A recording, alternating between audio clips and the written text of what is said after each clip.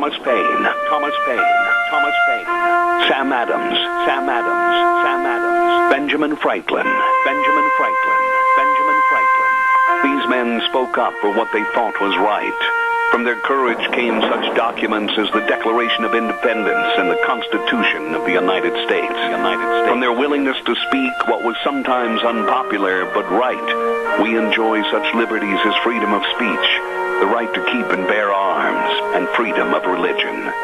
There are those who still wish to oppress our freedoms, and there are still patriots willing to stand up and defend life, liberty, and the pursuit of happiness. Men like Zeb Bell, who honor our founding fathers and what they stood for. It's now time for Zeb at the ranch, speaking up and defending your freedoms.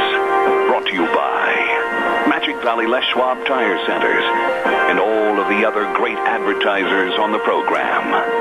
And now, Zeb Bell. Did you ever stop to think about some of the things that were said to us as kids by our parents? And then later on in life, we said the same things to our kids. Like, my mother used to say, if I've told you once, I've told you 1,000,000 times. Don't exaggerate.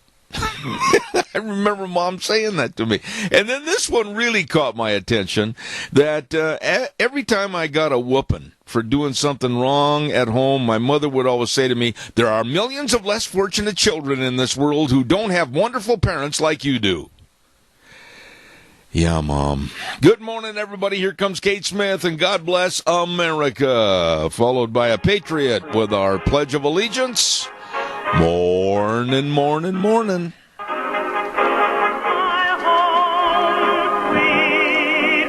Oh, thank you very much, Kate, and good morning on a beautiful Wednesday morning. Zeb at the Ranch, I'm Zeb Bell, and our major sponsor, of course, your Magic Valley Les Schwab Tire Centers, all 7 locations serving you, and, of course, some of our great advertisers like Western Way Services, always at your disposal. Call them. Get on the route service, 734-6969. Right now, let's have our Pledge of Allegiance. Good morning, Patriot.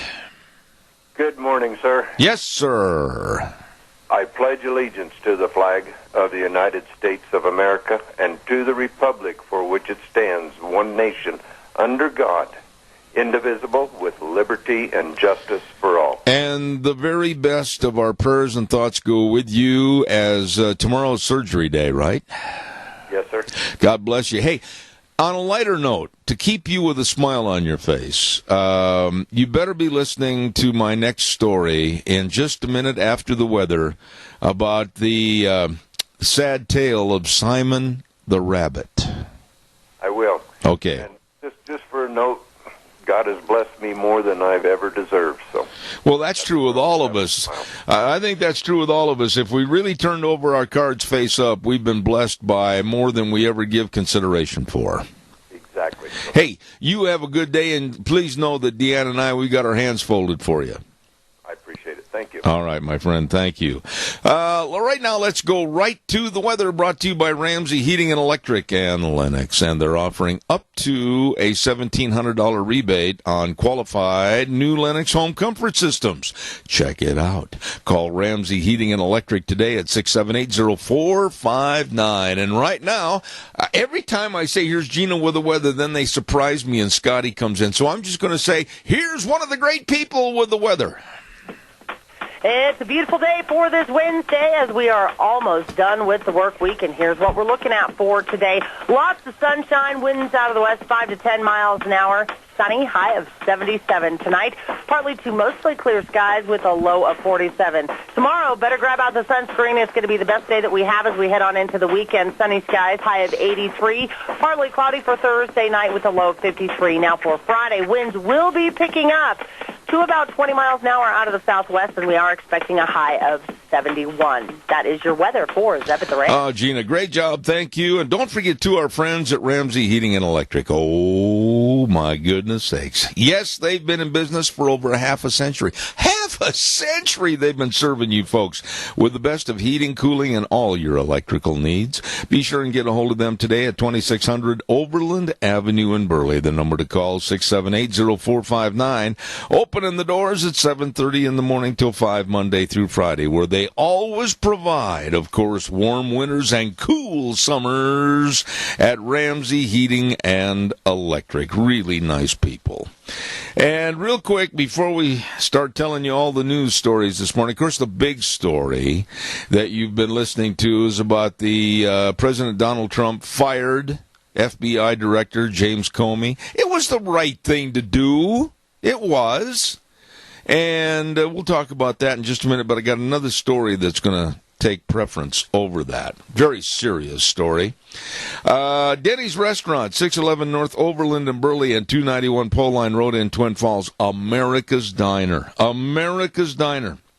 And I urge you to stop in and have breakfast. And if you're a little bit late getting up and you're still hungry as a bear, stop in and check out all the line of delicious new burgers. Oh, wow, are they good. You're going to love the food. Nice people serving you at America's Diner, Denny's Restaurant. Stop in today and see them. And don't forget, they are the home of Zeb's Lunch Bunch, and we really, really appreciate them.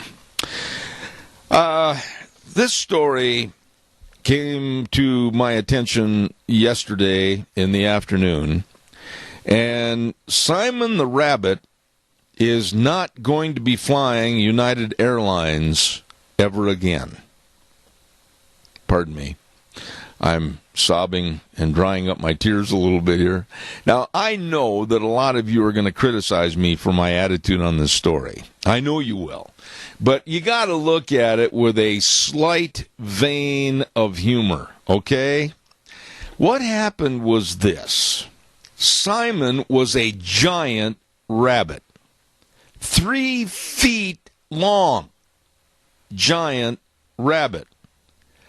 Well, he had a flight booked for him from the United States, from London to Chicago on United Airlines. But there was a small problem. The airline workers mistakenly placed Simon in a freezer.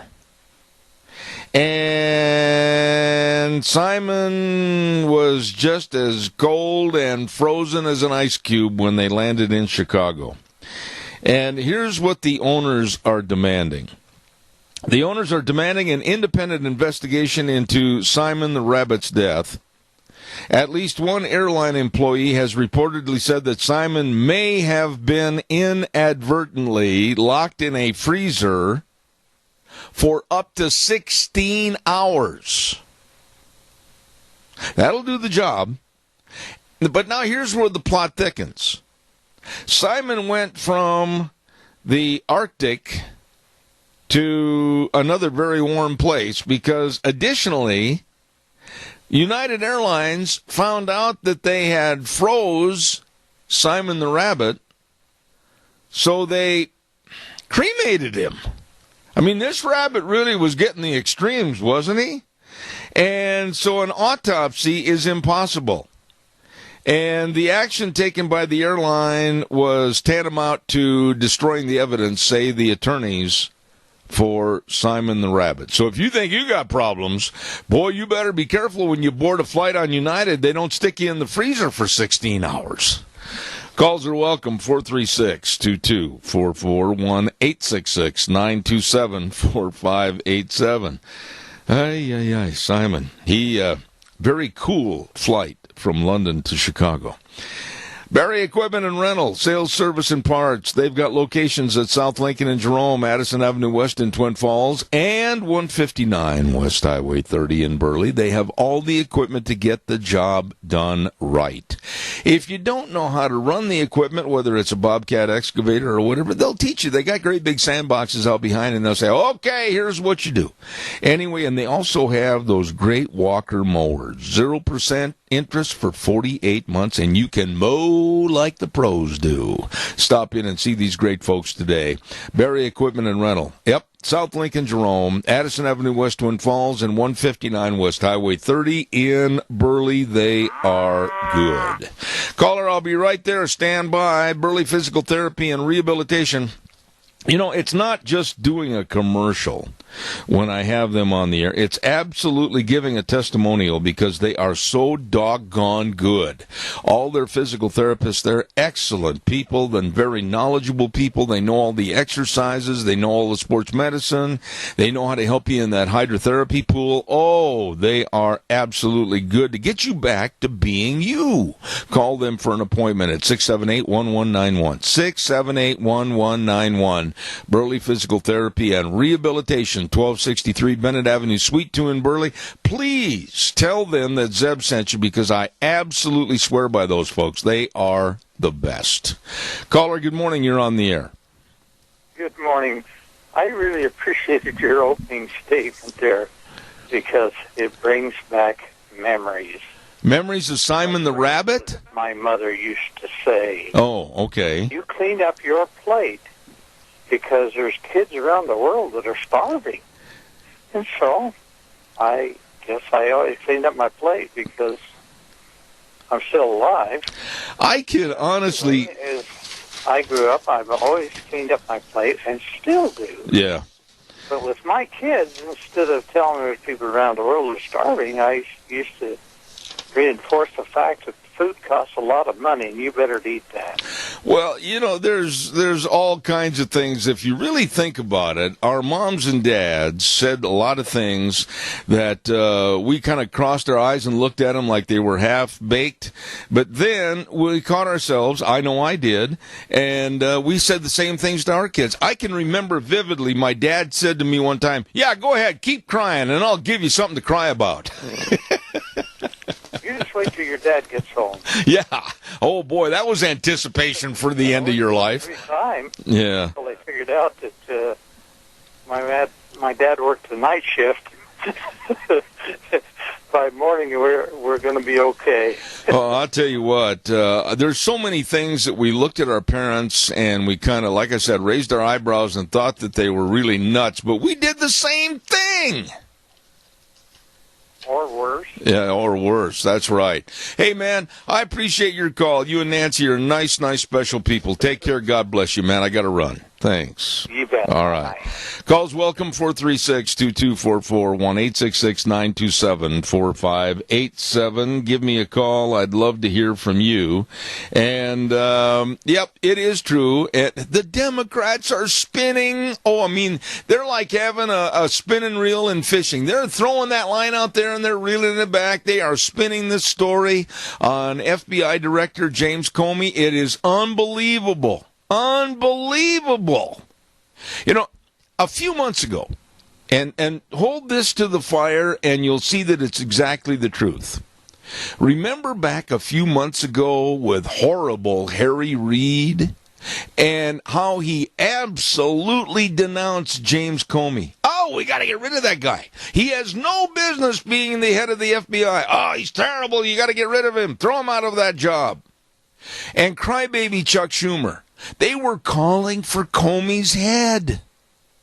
And now after Trump said yesterday, you're done, adios, toast, don't let the door hit you on the way out, we're going to get somebody else. Now the Democrats are coming back and say, well, he shouldn't have been fired. No, that's wrong. Not now. No, he shouldn't have been fired. This is lunacy and a complete waste of time. Now, I think that Trump did the right thing. A lot of you say, well, yeah, you're just saying that because you're a Republican and a conservative. Well, first of all, that's partially true. Secondarily, you might say, well, yeah, you're just trying to get rid of the investigation authority over Trump to see what the Russian collusion was. Stop, put a period there, sit down, take a couple of aspirins, and please try to talk sensibly. There has been over the months, no evidence of Russian collusion. Please, why do you keep flying that flag? The Democrats are grasping at straws that are blowing by them in the wind at 30 miles an hour. And I think absolutely it was time to get rid of Comey because he was much too singular in his approach. He was the me instead of the we. we. Possibly new picks for the FBI director, and I think these are some good names to mull over. Tough names, good names that are respected names. A couple of the names are Ray Kelly, former New York City police commissioner. There's a tough cookie, a good guy. Here's another one, Congressman Trey Gowdy. I mean, lots of moxie, lots of try, knows the Constitution, and he is a law man. And then there's on this list another name that I think would be excellent, and I'd like your opinion on this. David Clark, former Milwaukee County Sheriff from Wisconsin. David is a no-nonsense, get things done, not tomorrow, not an hour from now, but now. And those are just some of the names that have been kind of floating around since yesterday. And give me a call. Let me know your thoughts. 436-2244, 1-866-927-4587. Ah, the Democrats. They're going to pick up this deflated football, and they're going to run with it as far as they can. Yeah. Ag Express is looking for drivers. And they're looking for full and part-time positions. Retired folks are more than welcome to apply, and they'll work around your schedule 2 or 3 days a week, whatever works best for you. You're home every night, new and maintained equipment, vacation schedules, benefit programs. Holy cow, you better apply. All you have to do is call Dale and Paul at 438-8886, Allen in Twin Falls 731-2495, and Russ and Burley at 431-7175. Ag Express is looking for drivers. Ag Express is looking for you. Caller, good morning. You're on the air. Good morning, Zeb. Yes, sir. Isn't Trey Gowdy the one that's been known for going after Hillary Clinton lately? Him amongst others, yes. Trey Gowdy is the guy that, this is not out of disrespect, but he's got the funniest shaped head you ever saw in your life. He looks like a big toe. Okay.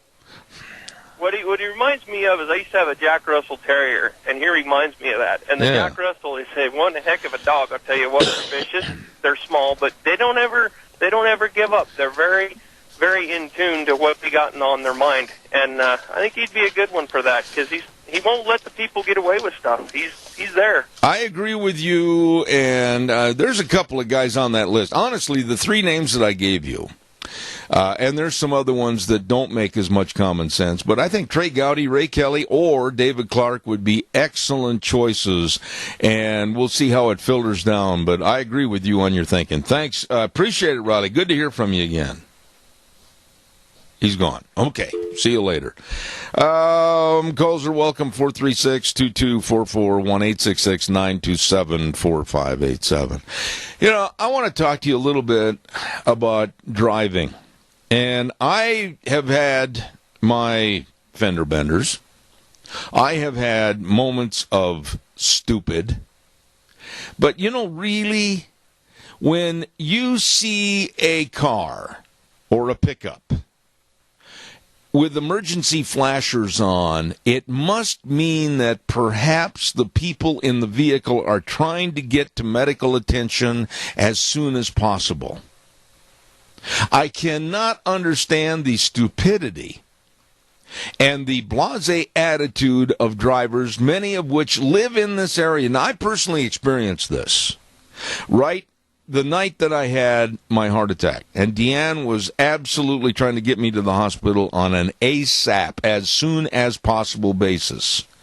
And I never will forget, there was a guy in a pickup ahead of us just cruising, looked in the rearview mirror and thought, well, that doesn't mean anything. And boy, I mean, my wife turned into Dale Earnhardt Jr., and I compliment her and her driving skills, and believe me, we left that dude in the dust. But yesterday we were in Twin Falls, and we were on Blue Lakes, and we were waiting across the intersection, and I watched this whole thing unfold. Here comes an ambulance with the lights and the siren flashing and going and everything. And drivers did not pull over. Drivers did not do anything except drive their vehicle in a selfish manner, making left turns, clogging up traffic. And I thought, you idiots! Every one of those people should have got a ticket for anything from inattentive driving to blocking an emergency vehicle. I mean, what's going on? Have we lost any sense of decency in our society? Am I the only one that thinks about this kind of thing, or have you out there in the audience, have you experienced the same thing?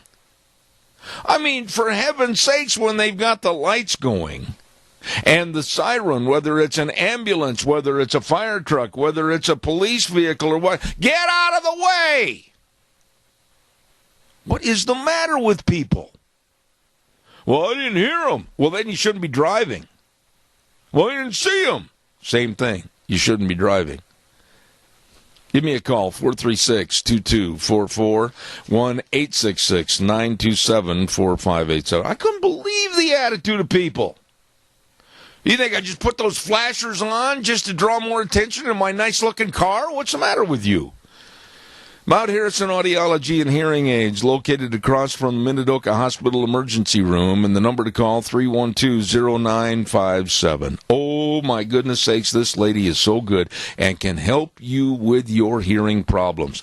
And about 3 weeks ago, she had a luncheon at the Minnecasia Chamber of Commerce, and it was so successful, they're going to do another one next week, and it's going to be on the 18th at the Minnecasia Chamber of Commerce. So please RSVP to their office, call them at 312-0957, and it's going to be another hearing and health seminar, so don't miss that. Mount Harrison Audiology and Hearing Aids, 312-0957. Don't forget to RSVP.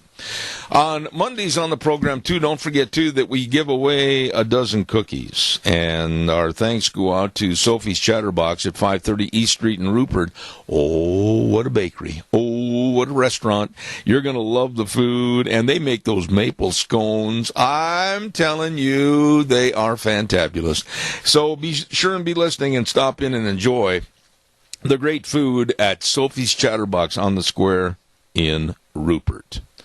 All right, calls are nobody's had an experience with your emergency flashers. Nobody has seen the kind of holier-than-thou attitude of drivers not wanting to get... Nobody? Good heavens. Please call me, 436-2244, 1-866-927-4587. Give me a call. This story... It just makes you so mad that you want to grab a hold of the desk or the chair or your steering wheel until your knuckles get white. And it's a sad story, very sad story. An illegal alien, that's what he is. I'm not going to change the words to be PC, politically correct. An illegal alien that had been deported. Now, you're not going to believe this, but it's the truth. He had been deported 15 times. Let me say that again. An illegal alien that had been deported 15 times was blasted, stone drunk, driving a vehicle, no license, nothing, and hit a little 6-year-old boy. I can't help it. I get emotional when I think about this story. So I ask for your pardon. He hit a little 6-year-old boy. And he hit him so hard that the head injuries are so severe that the little boy might never, ever even open his eyes again. And I'm sitting here going, all these bleeding heart liberals that say, well, it could have happened, he could have been a citizen drunk. No, it was an illegal alien that had been deported 15 doggone times. Here in the United States, driving a vehicle, shouldn't have been behind the wheel of anything, should have been behind bars. And he hits a little boy. 6-year-old boy. Life changed forever. Don't even give this vermin the opportunity to come back from being deported. I hope they lock him up and somehow misplace the key for eternity. Calls are welcome, 436-2244. 1-866-927-4587. Caller, I'll be right with you. Don't forget our dear, dear friends at Lennox, of course, teaming up with Ramsey Heating and Electric and offering up to $1,700 in rebates on qualifying new Lennox home comfort systems. Call Ramsey Heating and Electric today at 678-0459 and find out more. Caller, good morning. You're on the air. Well, Monday, Seb, I was in Pocatello getting a load of freight for my company, and I got a call from the sheriff's office. And I said, I thought, well, what happened? Somebody break into my building or something, my house? She said, well, what's happened is, as I found out, as the time went on, that an illegal alien with no license, no insurance, and apparently impaired in some respect, because it was in the morning or, early afternoon, ran over the sidewalk where people walk and ran through my chain link fence and flattened it.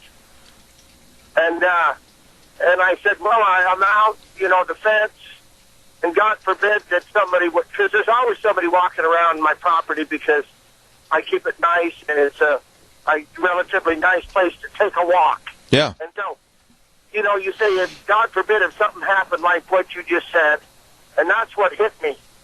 But I'm out the fence, and I don't know what's going to happen to the illegal alien, but I will keep monitors on it, but he can't do a thing for me to fix what he's done. And you say, how many more of these are out there? And if he was impaired at 11 in the morning, I don't know, Zeb. Well, the whole society is absolutely turned upside down. And then somebody's going to preach to me about sanctuary cities, and now we've got to worry about sanctuary schools. Randy, I'm absolutely adamant that if I lose this program due to liberal concepts and liberal mindsets, and these people are out to get me and throw me off the air, at least I'm going out for what I think and I know is absolutely a great purpose. I'm fed up with the way this country is being mismanaged. Well, see, this is the thing, whether or not you say, well, what good does it do to call Zeb Bell? What good does it do to talk to anybody? Well, I called my Senate, the other day when I found out about this health care thing, and I was very upset. I called Raul Labrador's office, even though he's not my congressman. I called Simpson, and I called Paul Ryan's office, and I let them know how I felt. But again, when you ask them how the message will get to the congressman, they really have no set process other than you can just say it to them in a way that they hopefully, if they happen to see him, will tell him. Wait a minute. I'm going to tell you something, though, Randy, and this is not meant to kind of stab back at you, but you said, what good does it do to call me? I can tell you this much, that the public awareness that has been made on this program about various problems has in many cases, and I can give you chapter and verse on numerous times, has helped the certain subject matter or an individual. So don't ever demean calling into a radio program, because I absolutely swear by the results that we've had. Hey, let me tell you something. I don't think that way, but there's people that think, have opinions. Well, let me tell you something. If I thought it was a waste of my time, I wouldn't call in so much. And it's therapeutic for me, too, but it's good for everybody. Having an informed opinion and expressing it over the radio is good. I like hearing new callers call in because it gives us all a different perspective. Amen. It's a vital form of communication. And, let's face it, talk radio is one of the main reasons that Donald Trump got elected, and thank goodness for that. Randy, God bless you, man. Have a good day, and don't stand next to the fence. Well, I think I'm going to just leave it there, and then when people ask me, well, what happened? Why don't you fix your fence? I said, well, I can't fix it because the person who ran over it doesn't have any money. There you go. See ya. You bet, buddy. Thank you very much. Caller, I'll be right with you. Stand by. Don't go away. Want to remind everybody about K&R Rental, 256 South, 600 west of Heyburn. And the number to call for all the equipment and all the tools you need to rent is 678-3122. Write it down, 678-3122. And by the way, they'll deliver the power tools and the heavy equipment to your site. They've got everything from garden tools all the way to great big forklifts, I'll tell you what. And they've been in business since 1979, and they got the experience to serve you. K&R Rental, 256 South, 600 west of Heyburn, 678-3122. Caller, good morning. Sorry to keep you waiting. Morning, Jeb. I was calling on, you're talking about the ambulance incident that you had. Yep. I drive truck, and I've seen it more times than not. I've had people in Twin at a stoplight cut in front of me when I leave enough room.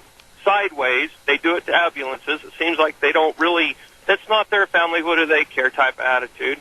The deal with the drunk drivers is back in the day, there was no excuse for being drunk for your actions. You took responsibility for your actions no matter what.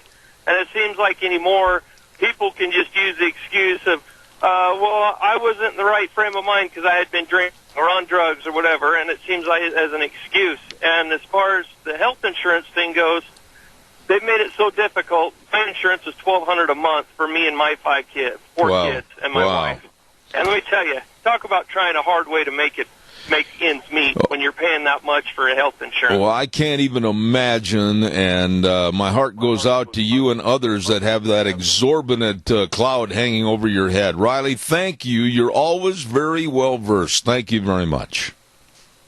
Appreciate it. Caller, I'll be right with you. Don't go away, I promise. I want to remind everybody, tomorrow on Thursday at 9:15, we have a program segment called It's Time to Grow with University of Idaho horticulturalist Tony McCammon. It's going to be great every week at 9:15. Tony really knows all about trees and shrubs and everything else that grows. He's the man from the University of Idaho. Tune in tomorrow morning at 9:15. It's Time to Grow.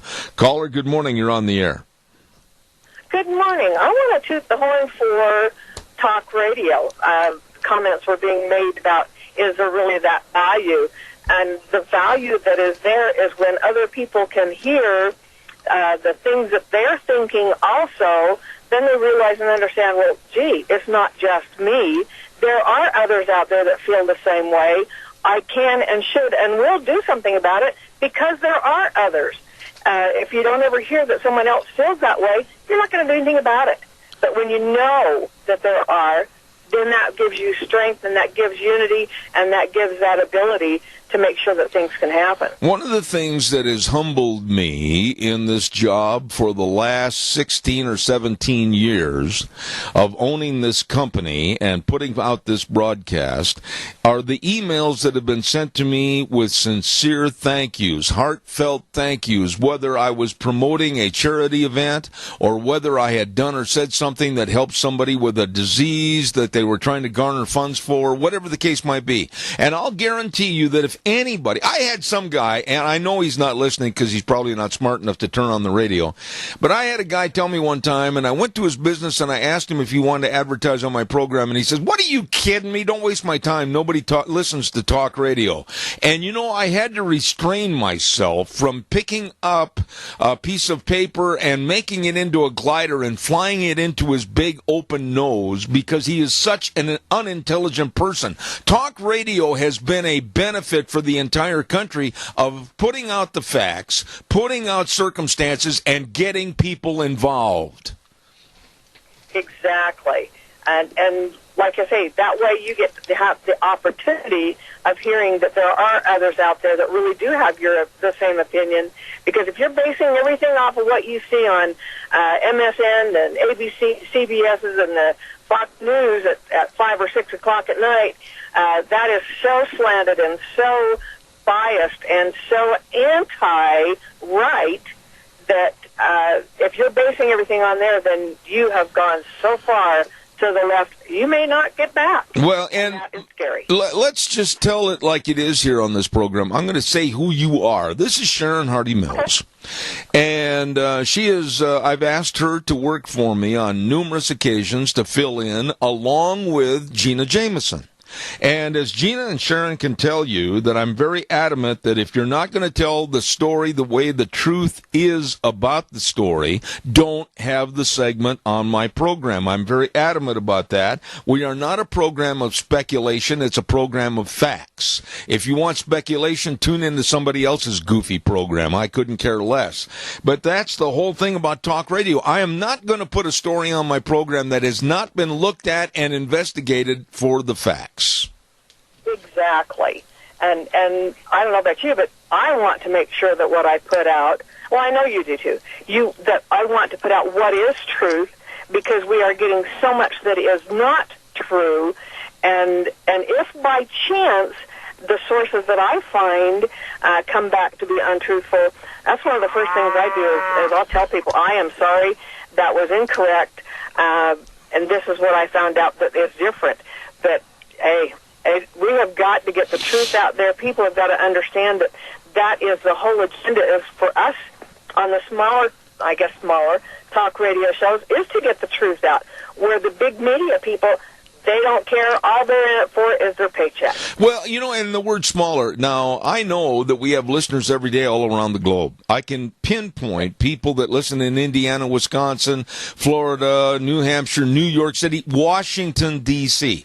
Ever since we went on that internet service, my program has escalated to the point where we've got an audience, contrary to what's right here, that's all around the globe. So it's not just little radio, and I get really offended by that statement. Yeah. So, but when I said that, I meant like the big networks and things like right. that. But you're right. We reach as far and maybe even further than what some of them do. Because I know that there's been times we've had listeners in Japan and Maryland and in Ohio, because I've had those people tell me they heard us on the air. Well, listen, thank you again for your comments. I appreciate it. I got another call waiting. Thank you very much. Appreciate it. Rest of the day. Thank you. Bye. Caller, good morning. You're on the air. Good morning, Zeb. We've got thousands of these illegals running the streets just as freely as they want. Actually, people like you and I are the ones that are being held prisoner, because we have to borrow our windows, we have to buy guns to protect ourselves, we have to put in security systems, we have to watch what we say about these people, otherwise we are wrong. Oh, come on, Tony. You live in a neighborly and a welcoming city of Twin Falls. What's the matter with you? Have you turned into the Grinch? Well, Twin Falls will soon be called Sanctuary Falls. We're rapidly heading in that direction. Oh, yeah. What you need... We're going to end up with parts of our city turned into big slums. Yeah. What you need... I've been through the slum deal many years ago is where I came from. Yeah. And I see it happening right here, and the crime rate is going to increase. Why, you need to change your attitude. You need to call Mayor Berriger or Talkington or somebody else in your wonderful, welcoming, neighborly city and tell them you're going to have a barbecue in your backyard and invite them. Tony, come on. Well, we are dealing with the good old boy systems that were grown and raised here, and nobody else is going to have a chance to get any powder in this city. I said easy to see. I said that with all tongue in cheek, my friend. You know I'm on your side. God bless you, Tony. Have a good day. I know that bell pretty well. All right, take care. Okay, bud. All right. Hey, weather forecast. I got to get a weather forecast on in here. And the weather brought to you this hour by Riverview Urgent Care, and they're located at 382 North Overland in Burley. I'm going to cough. Stand by. I'm sorry. Caller, I'll be there in a minute. This bronchitis is going to be the death of me. Twin Falls Urgent Care, 2392 Addison Avenue East in Twin, and Jerome Urgent Care, 133 West Avenue A in Jerome. Minor emergencies, major care. The doctor will see you now, not in 4 or 5 days, and they absolutely can and will help you and your family. Right now, it's time for the weather. Here's Gina. It's a beautiful day for this Wednesday as we are almost done with the work week, and here's what we're looking at for today. Lots of sunshine, winds out of the west 5 to 10 miles an hour. Sunny, high of 77 tonight. Partly to mostly clear skies with a low of 47. Tomorrow, better grab out the sunscreen. It's going to be the best day that we have as we head on into the weekend. Sunny skies, high of 83. Partly cloudy for Thursday night with a low of 53. Now for Friday, winds will be picking up to about 20 miles an hour out of the southwest, and we are expecting a high of 71. That is your weather for Zeb. I appreciate it, Gina. Thank you. And brought to you by Riverview Urgent Care and Medical Center, Twin Falls Urgent Care on 2392 Addison Avenue East, Twin Falls, that is. And Jerome Urgent Care, 133 West Avenue A in Jerome. Minor emergencies, major care. Caller, good morning. You're on the air. Good morning, Zeb. You know, it's really important for citizen input, and I appreciate your program to give people a chance for forum and to talk. But unfortunately, what I've found out, a lot of people will attend a meeting, call in on radio, and then they ask me to write a letter to the editor on the subject. And, you know, I get one letter a month, and more people need to be swamping that paper with letters. Make sure that we're calling and emailing our local congressmen and senators and our legislators at the local and state level. You know, Adrian. Input is so important, but we can't just be talking about it. We need to take action. Adrian, wait a minute. Listen to me just a second. Adrian, wait a minute. I want to compliment you on your point. And what you said just really piqued my interest in regards to something that happened last October on this program. I had a gentleman call in, and he was ranting and railing about a certain subject, and he says, well, why don't you do something, Zeb? Why don't you call these people? Why don't you do that? And I sat there, and finally my German temper went through about 9,000 degrees of heat, and I said, wait a minute. You have the audacity to call me on the radio and say, you do something, Zeb. You do this. What in the world is wrong with your own personal responsibility and your own personal input? People got to do things for themselves. Well, and here's the whole problem is so many people don't want to stick their neck out because it's not politically correct, and they're afraid they're going to offend somebody, as the previous caller said there, we've got to be politically correct. Yeah. You know, because you and I are about as unpolitically correct as we can get. But, we stand up for principle. Our Constitution is under attack. Our families are under attack. Our country's under attack. And, and with Trump firing Comey, I mean, this is long overdue because he wasn't going to go after Hillary, not going to go after Obama, and this is what needs to be done. And so they're trying to make all this attention of a non-issue. Yep. So this is why we need to be vigilant. And liberty doesn't exist and never has existed if people just sit back on their duff and let somebody else do it. I agree with you. I got to run and take another call in a commercial break, but excellent point this morning, Adrian. Thank you for your call. Appreciate it. Have a great Thank day. you, Bye. sir.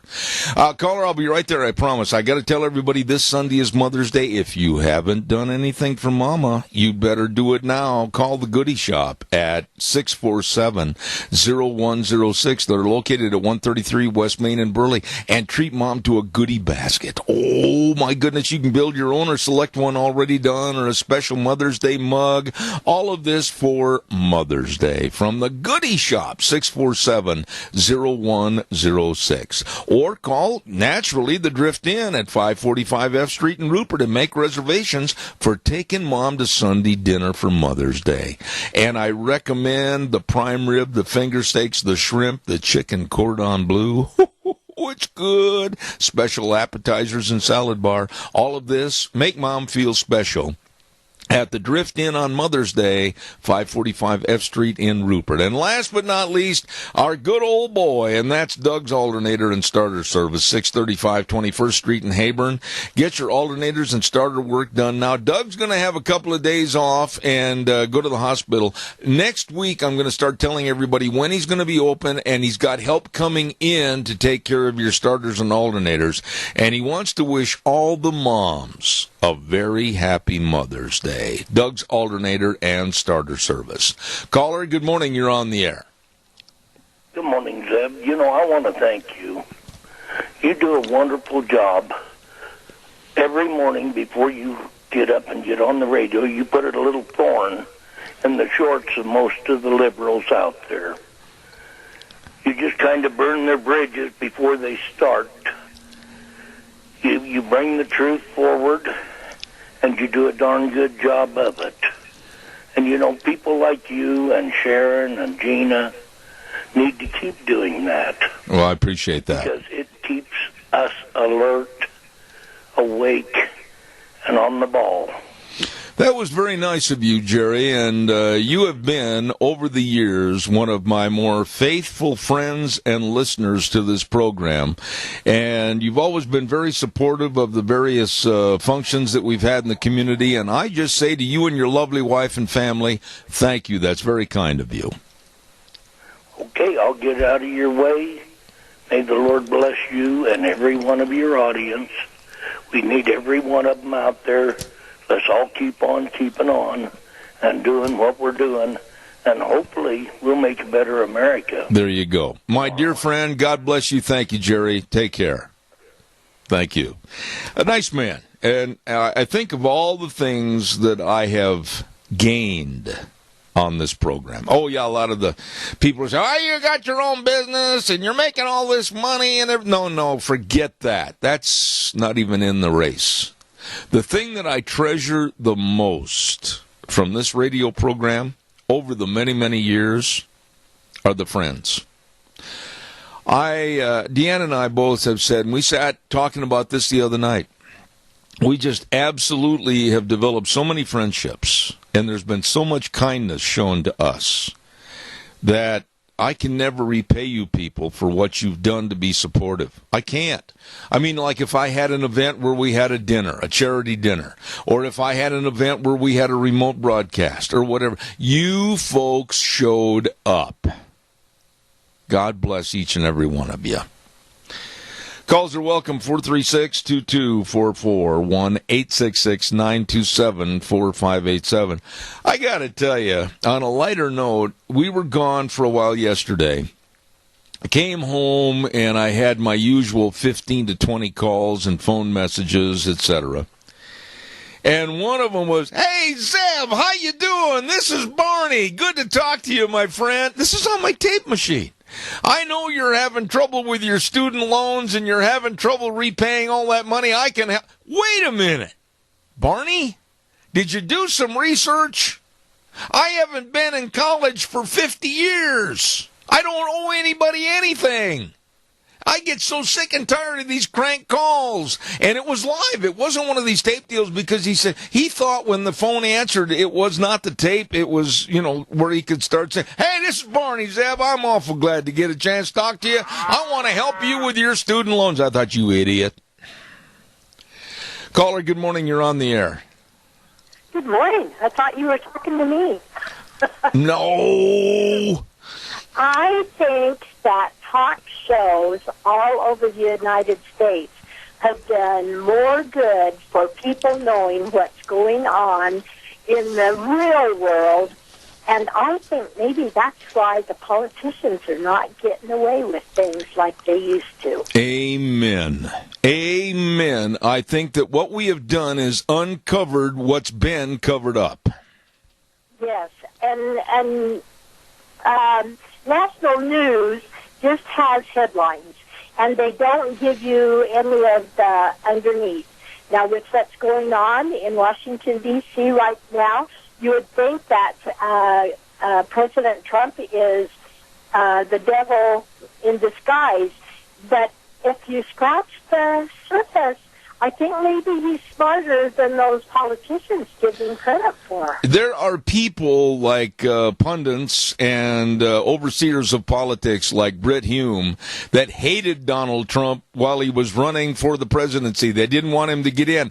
And even Britt Hume said yesterday on an interview that, holy smokes, this man's pretty sharp with his picks for the cabinet and what he's done. He's doing a good job. Well, I have been really impressed.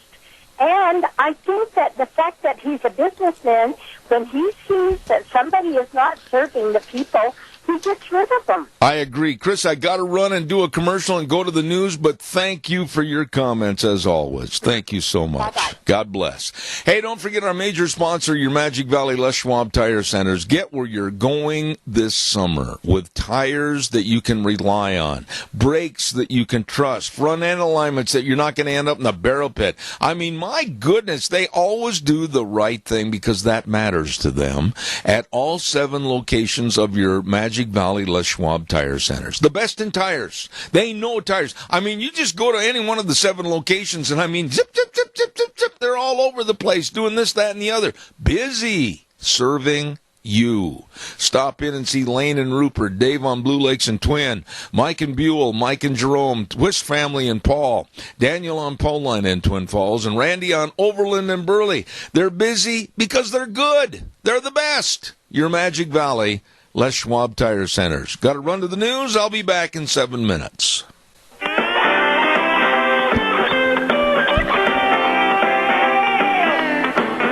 You would think Twin Falls would have much better things to do, but evidently not.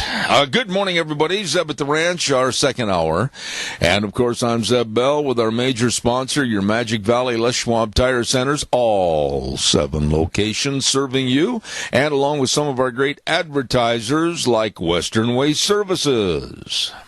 From the canyons of the Snake River and all across southern Idaho, we're always at your disposal. Western Waste Services, we care about our community, our resources, and this great land. Western Waste Services is lending a hand. Always at your disposal. Western Waste Services. You know, they offer so much for their customers. They're very loyal to the community and the people that they serve. And if you're going to have an outdoor event, a concert or family reunion or a class reunion, boy, you're expecting 500 people. Well, have you checked on the porta potties? You got to have a potty for your party. And they've got the best of porta potties at Western Waste Services, always at your disposal. 734-6969. Get a potty for your party at Western Waste Services, 734-6969. Also, don't forget to, every Monday at 9:15, very blessed to have the lovely Miss Vicky of Vicky's Country Gardens on the air answering all your questions about gardening and everything. She's really, really sharp. And Vicky's Country Garden has been celebrating 20 years in business. Please stop over and check them out for all your garden needs and your landscaping needs. 185 South 600 West of Paul, 438-5663. And while we have just a moment, I also want to remind you about Ark Animal Hospital, and this is really, really important because of the time of the year. Parvovirus is a highly contagious viral infection that really goes into dogs, and it can kill. So be sure and check out the vaccinations for your dogs and your puppies. Call Ark Animal Hospital today at 750 21st Street in Hayburn, 678-1177. They have warm hearts for cold noses, and they really care about your pets and animals. So please remember that. Ark Animal Hospital in Hayburn, 678-1177. Let's see, what else have I got here real quick? Oh, one more note. And this is a very, very nice man, his family and his staff serving you. And there's been so many times I've been around Joel Heward at Hanson Mortuary with functions that go on over in Rupert, and they're always involved in the community activities. This man, always with a smile on his face and a helping hand. Really, really enjoy him. Joel Heward and the staff at Hanson Mortuary, 710 6th Street in Rupert. support, and when there's the passing of a loved one, they are there, always with the highest ethical standards, with unquestioned integrity, serving your family. So please write the number down and remember the number at 436-5636. That number again, 436-5636, Hanson Mortuary at 710 6th Street in Rupert. Now, without further ado, we're going to go to the phone lines, and I really look forward to the president and CEO of Executive Management Services Incorporated in Indianapolis, Indiana. Here he is, entering stage left, up to the podium. Good morning, Dave Bego. Good morning, Zeb, and thanks for the nice introduction. You ought to just fly me around in your jet when you do these speeches, and I'll say, ladies and gentlemen, and we'll really turn it into a gala affair. Well, that sounds good. I just don't, when you do that, don't interject things about porta potties. Well, they're very important things in life, Mr. Bego. Hey, I want to ask you something. You and I have known each other for a long, long time, and you're a very astute businessman, and you know what's going on. Are you, at this point in your life, ashamed to be a white man? Not at all. And I think it's important that we have people of all color. Because, one of the things, Zeb, is when I was, the SEIU attacked me, they accused me of not liking blacks and whites and people of all different races and ethnic backgrounds and religions and that. And when I got up and spoke in front of people, employees and customers and vendors and even the press, one of the first parts of my speech was, I don't care whether you're black, white, yellow, pink, polka dotted, what your religion is. I just want to be involved with people who are good people, bottom line. It doesn't matter what your background is. And I agree with everything you said, Dave. And I wasn't trying to paint you into a corner when I said, are you ashamed to be a white man? But this is the mantra. This is the new scheme of the left and the Democrats to try to paint white people into a corner of white privilege and white power. And then this insane attack last week on Donald Trump and the House of Representatives gathered on the White House lawn to take a picture of the passing of the new health care bill. And the attack was, well, there were no Hispanics. Well, there were no blacks. Why, that's terrible. You ought to be ashamed of yourself. Why? This was not a deal with diversity in numbers. It was the people that were in power. They can't help it. This is what they do, Zeb. And again, I've been through all this stuff before, and they did the same things to me. They had pictures of us that, there wasn't anybody but white people, or this is what they do. This is their tactics and their agenda, and we're going to continue seeing it because again, the old broken record comes up again. But they're desperate, and desperate people are doing desperate things, and they're going to try and bring Trump down. And Trump and his people better gear up for it and expose them for what they really are. Okay, let's go right into the big news story of the day. And that, of course, is the firing of James Comey. I honestly thought it was going to take place a long time ago. And the idiocy and incompetency of the Democrats, like Harry Reid and crybaby Chuck Schumer and all the rest of them, months ago they were calling for Comey's head. Yesterday they were saying, oh, that's terrible, it's despicable, Donald Trump fired James Comey. What in the world is going on with the Democrats? Do they not have any containing of memory? That's exactly right. And not only that, Obama on Election Day, said that Comey should have been fired, and the Democrats were had been saying that the reason Hillary lost the election was because of Comey, and talking about they had emails and that. Yeah. And this is again, this is their double speak. Do as I say, not as I do, and they'll use whatever is available at the time. Even if they prove that they were lying before. And this is who they are. And again, Zeb, this is, and I've seen this because they did the same thing against me. They go out and they say this stuff because they know a lot of people out there are easily brainwashed. They're not paying attention to what's going on. They don't remember before. They're not, what they said before, maybe didn't even pay attention before. And whatever they think is important to get them score points at this point, that's what they're going to do.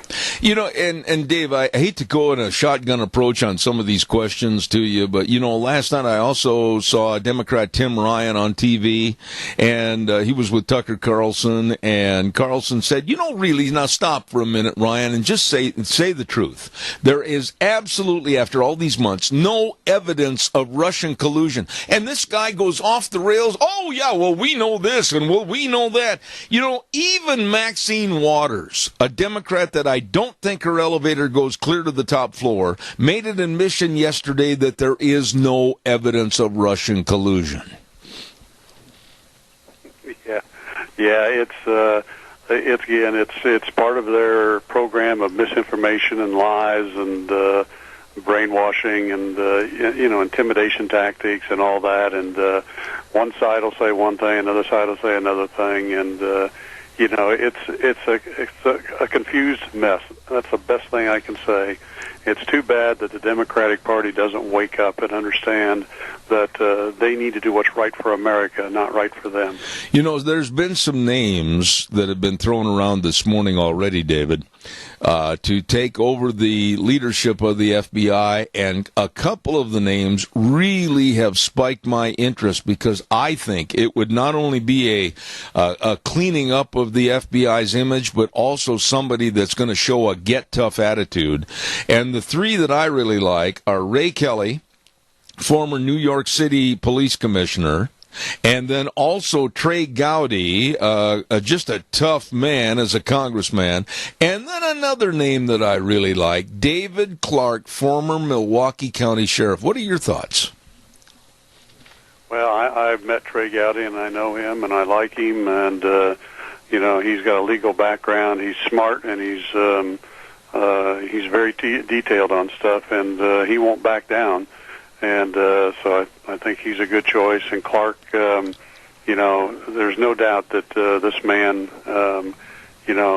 he doesn't believe in what's going on the left, and he's not going to put up with it. And again, he is very honest, and he's going to make sure things are done the right way. And he's not either one of those two are going to be like Comey, where Comey just played the middle, back and forth, wishy-washy to stay out of trouble. Both of them have strong enough backbones. They're not going to let either party make them do the wrong things for America. Okay, now, another story that was up in the news the last couple of days, and it kind of gave me a case of the hives, and I sat down and itched and scratched until I got over it. Do you honestly believe that Hillary is going to try another run for president in 2020? I would be shocked, to be honest with you. I think that, by that time, enough of this stuff is going to wash out. And hopefully, again, the Democratic Party understands that they need to start doing what's right for Americans, step up and, push off the far left progressive movement and move forward and do the right things. And, I think during this time, too, more and more is going to come out about Hillary, and I think she's going to fade into the night.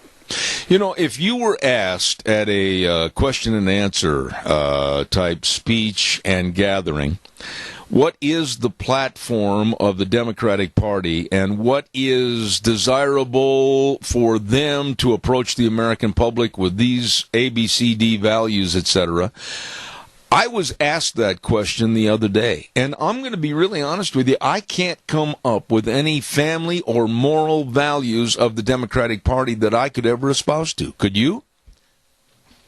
Well, no, here's the problem, Zeb, is that everything they do, they go out and they talk about, it's the same again with the unions. When I fought the SEIU and the UAW, they stand up there and say, well, we want more income for people, higher wages, better benefits, and all this. And, of course, they're in favor of entitlement programs and all this.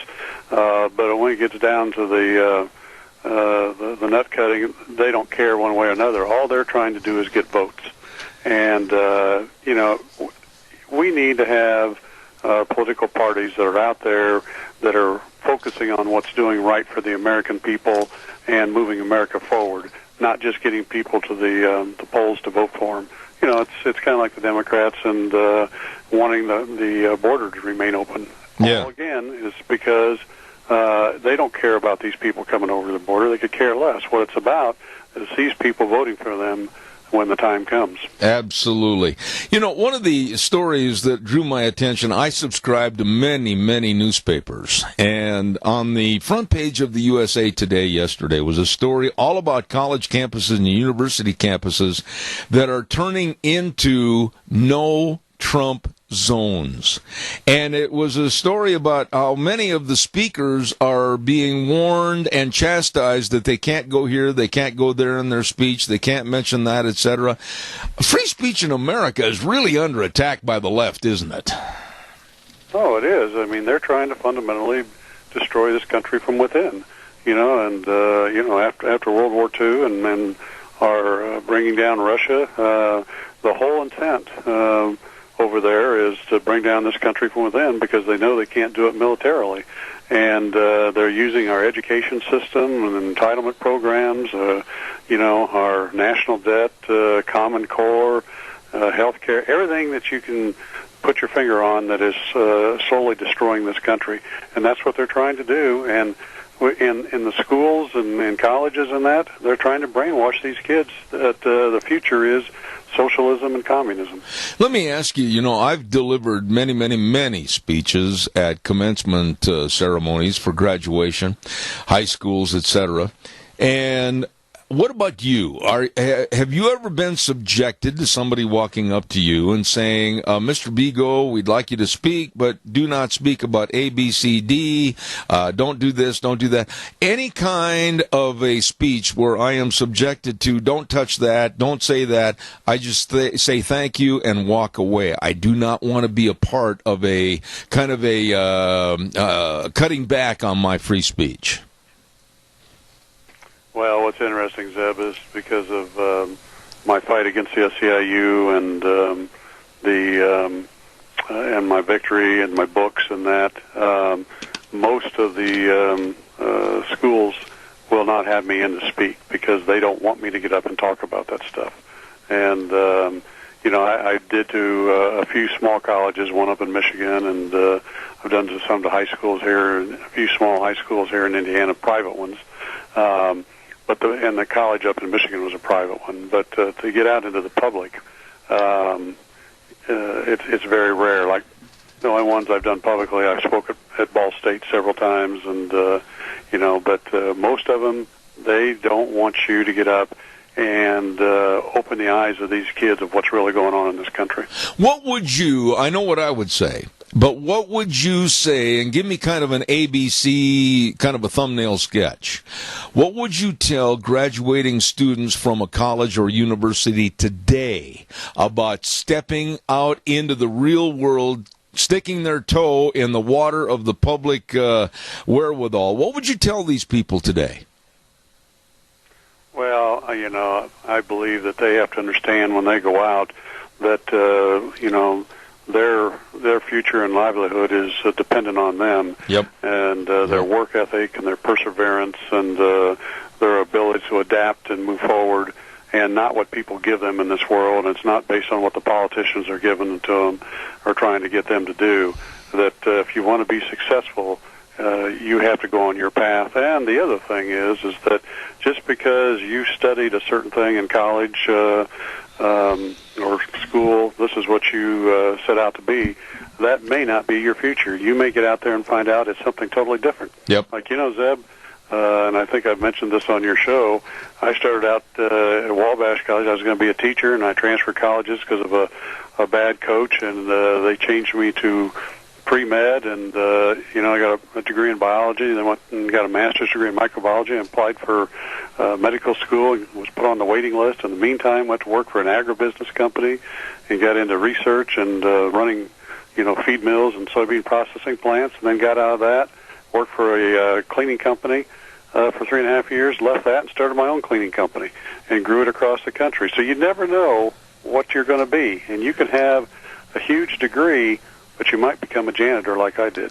And you know what? And the way you say that is, you're not trying to build yourself up as holier than thou, but you have so much to offer these students of telling them and literally showing them personal responsibility and pulling yourself up by your own bootstraps and being successful. And I think both you and I can relate to that. Nobody gave me a silver spoon, and it darn sure didn't have itself filled with all the goodies of the world to swallow, I'll tell you that. Well, that's exactly right. And these things today that they do in the school systems and, the sports departments, everybody gets a trophy. That doesn't teach kids anything. That doesn't teach them to compete and persevere and work hard and as you say, pull themselves up by the bootstraps. We need them to understand that you have to go out and you have to learn to compete. Yeah, absolutely. One thing, I'm almost out of time this morning, but I wanted to talk a little bit about health care. As an employer and looking at the new health care bill that went through the House, what are your thoughts about what the Republicans are doing to cast off Obamacare and implement the new? What are your thoughts? Well, and I'm going through that now with our insurance provider and all that, our broker, and I think there's some good areas in it. It's getting rid of, the fact that you have to sign up for health care insurance, or companies have to provide the certain type and stuff like that. And I think that's all well and good. And there's some other things that they're trying to do. They're talking about, people that have already had problems, that they'll still be covered, and things like that. So I think there's some good things to it, but I still believe that if you're really going to make health care work in this country, you have to take it back to a free market system where you have competition across state lines, and you have the opportunity for people to go out and get the insurance they want. They don't have to be dependent on the government or told by the government you got to do something, and we got to get back to our free market principles. Amen. Oh, as a closing note, I just wanted to share with you that the Chicago Cubs and my baseball allegiance to them is now finally falling back into a comfort zone as we were accustomed to. They are losing on a dominant basis.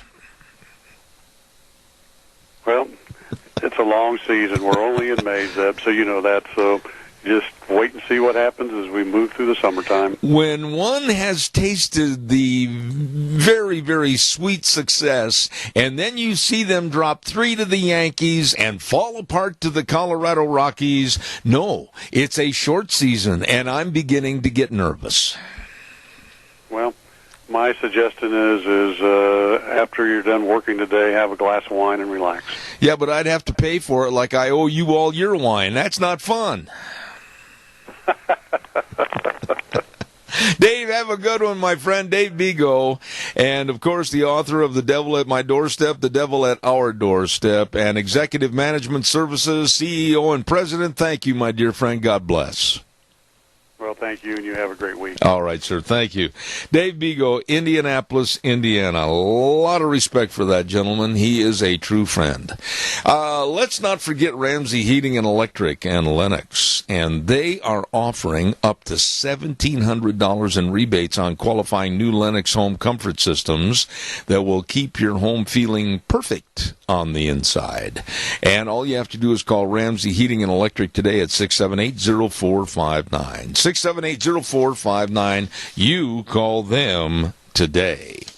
And I really appreciate these folks. They're so kind and so nice and so informative, and they invite the public to visit their facility anytime, and that's Autumn Haven Assisted Living Center.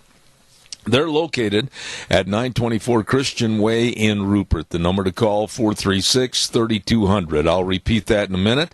And it's the only locally owned and operated assisted living facility in the Mini-Cassia area. And they urge you to stop by and visit them anytime and see their facility. And remember, they're small compared to some, but with a bigger heart than most. Please remember Autumn Haven Assisted Living Center, 436-3200.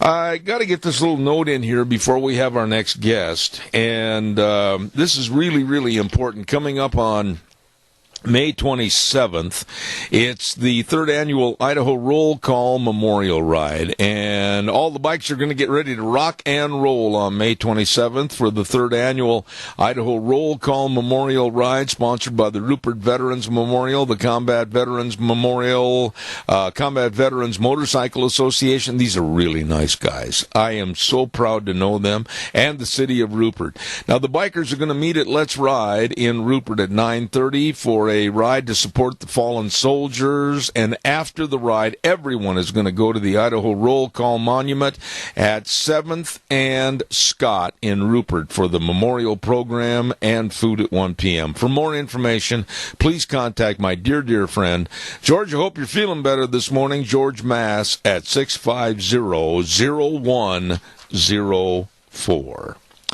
Ladies and gentlemen, I just mentioned a moment ago, Let's Ride, and it's really true. Holy cow, this is where the fun is sold. I'm telling you, they've got all the four-wheelers, the side-by-sides. They've got it all. Yep. Where the fun is sold. 270 Highway 24 between Rupert and the world. And they're open Monday through Friday, 9 to 6, Saturdays, 9 to 4. What are you waiting for? Jump in the pick-em-up truck, get over there, and start enjoying the great outdoors of Idaho. Yes, sirree, Bob. They're open Monday through Friday, 9 to 6, Saturdays, 9 to 4. Great accessory department and a service department. They can fix you up and get you back on the trails. Let's Ride, where the fun is sold. You stop over and see them today. By the way, if you're over in that neck of the woods or that part of the desert, don't forget Cameron and Siemens Insurance, Highway 24 in Rupert, and all your life insurance, health insurance, retirement planning, employee benefits. I mean, these are the pros. These are the professionals serving you, and they're dedicated and responsive to your needs. Call for an appointment, 436-4424, Cameron and Siemens Insurance, Highway 24 in Rupert. I don't believe we've had this next gentleman on our program before, so we'll welcome him and say good morning to Dan Perkins. How are you, Dan? Good morning, and I have been on your show before, but that's okay. Well, I'm old. It's been a while, so I'm just excited to be back on with you again. Well, I'm old, and sometimes my memory has some vacant spots, so thank you for reminding me. I'm old, too, and I have the same problem. Well, listen, I want to ask you a little bit about what's going on with the idea that's floating around, which I absolutely am against because I think it's going to hurt the economy and it's going to hurt a lot of people on fixed incomes, and a great big gas tax to raise money for the infrastructure. What's going on here? Well, let me take you back in history a little bit. Do you remember when Barack Obama was president? And one of the things he wanted to do was an economic stimulus package where he asked for $870 billion for shovel-ready jobs. And he told us that $870 billion was going to be used to improve roads and bridges and highways and airports and ports and build classrooms. Do you remember that? Yeah, I do. I certainly do. And none of it was done. They spent the $870 billion into the unions to maintain salaries, to keep people from being laid off. They didn't build anything. So what Mr. Trump has said, the gasoline tax at the federal level has not been moved since 1996. So it's the same rate as it was in 1996.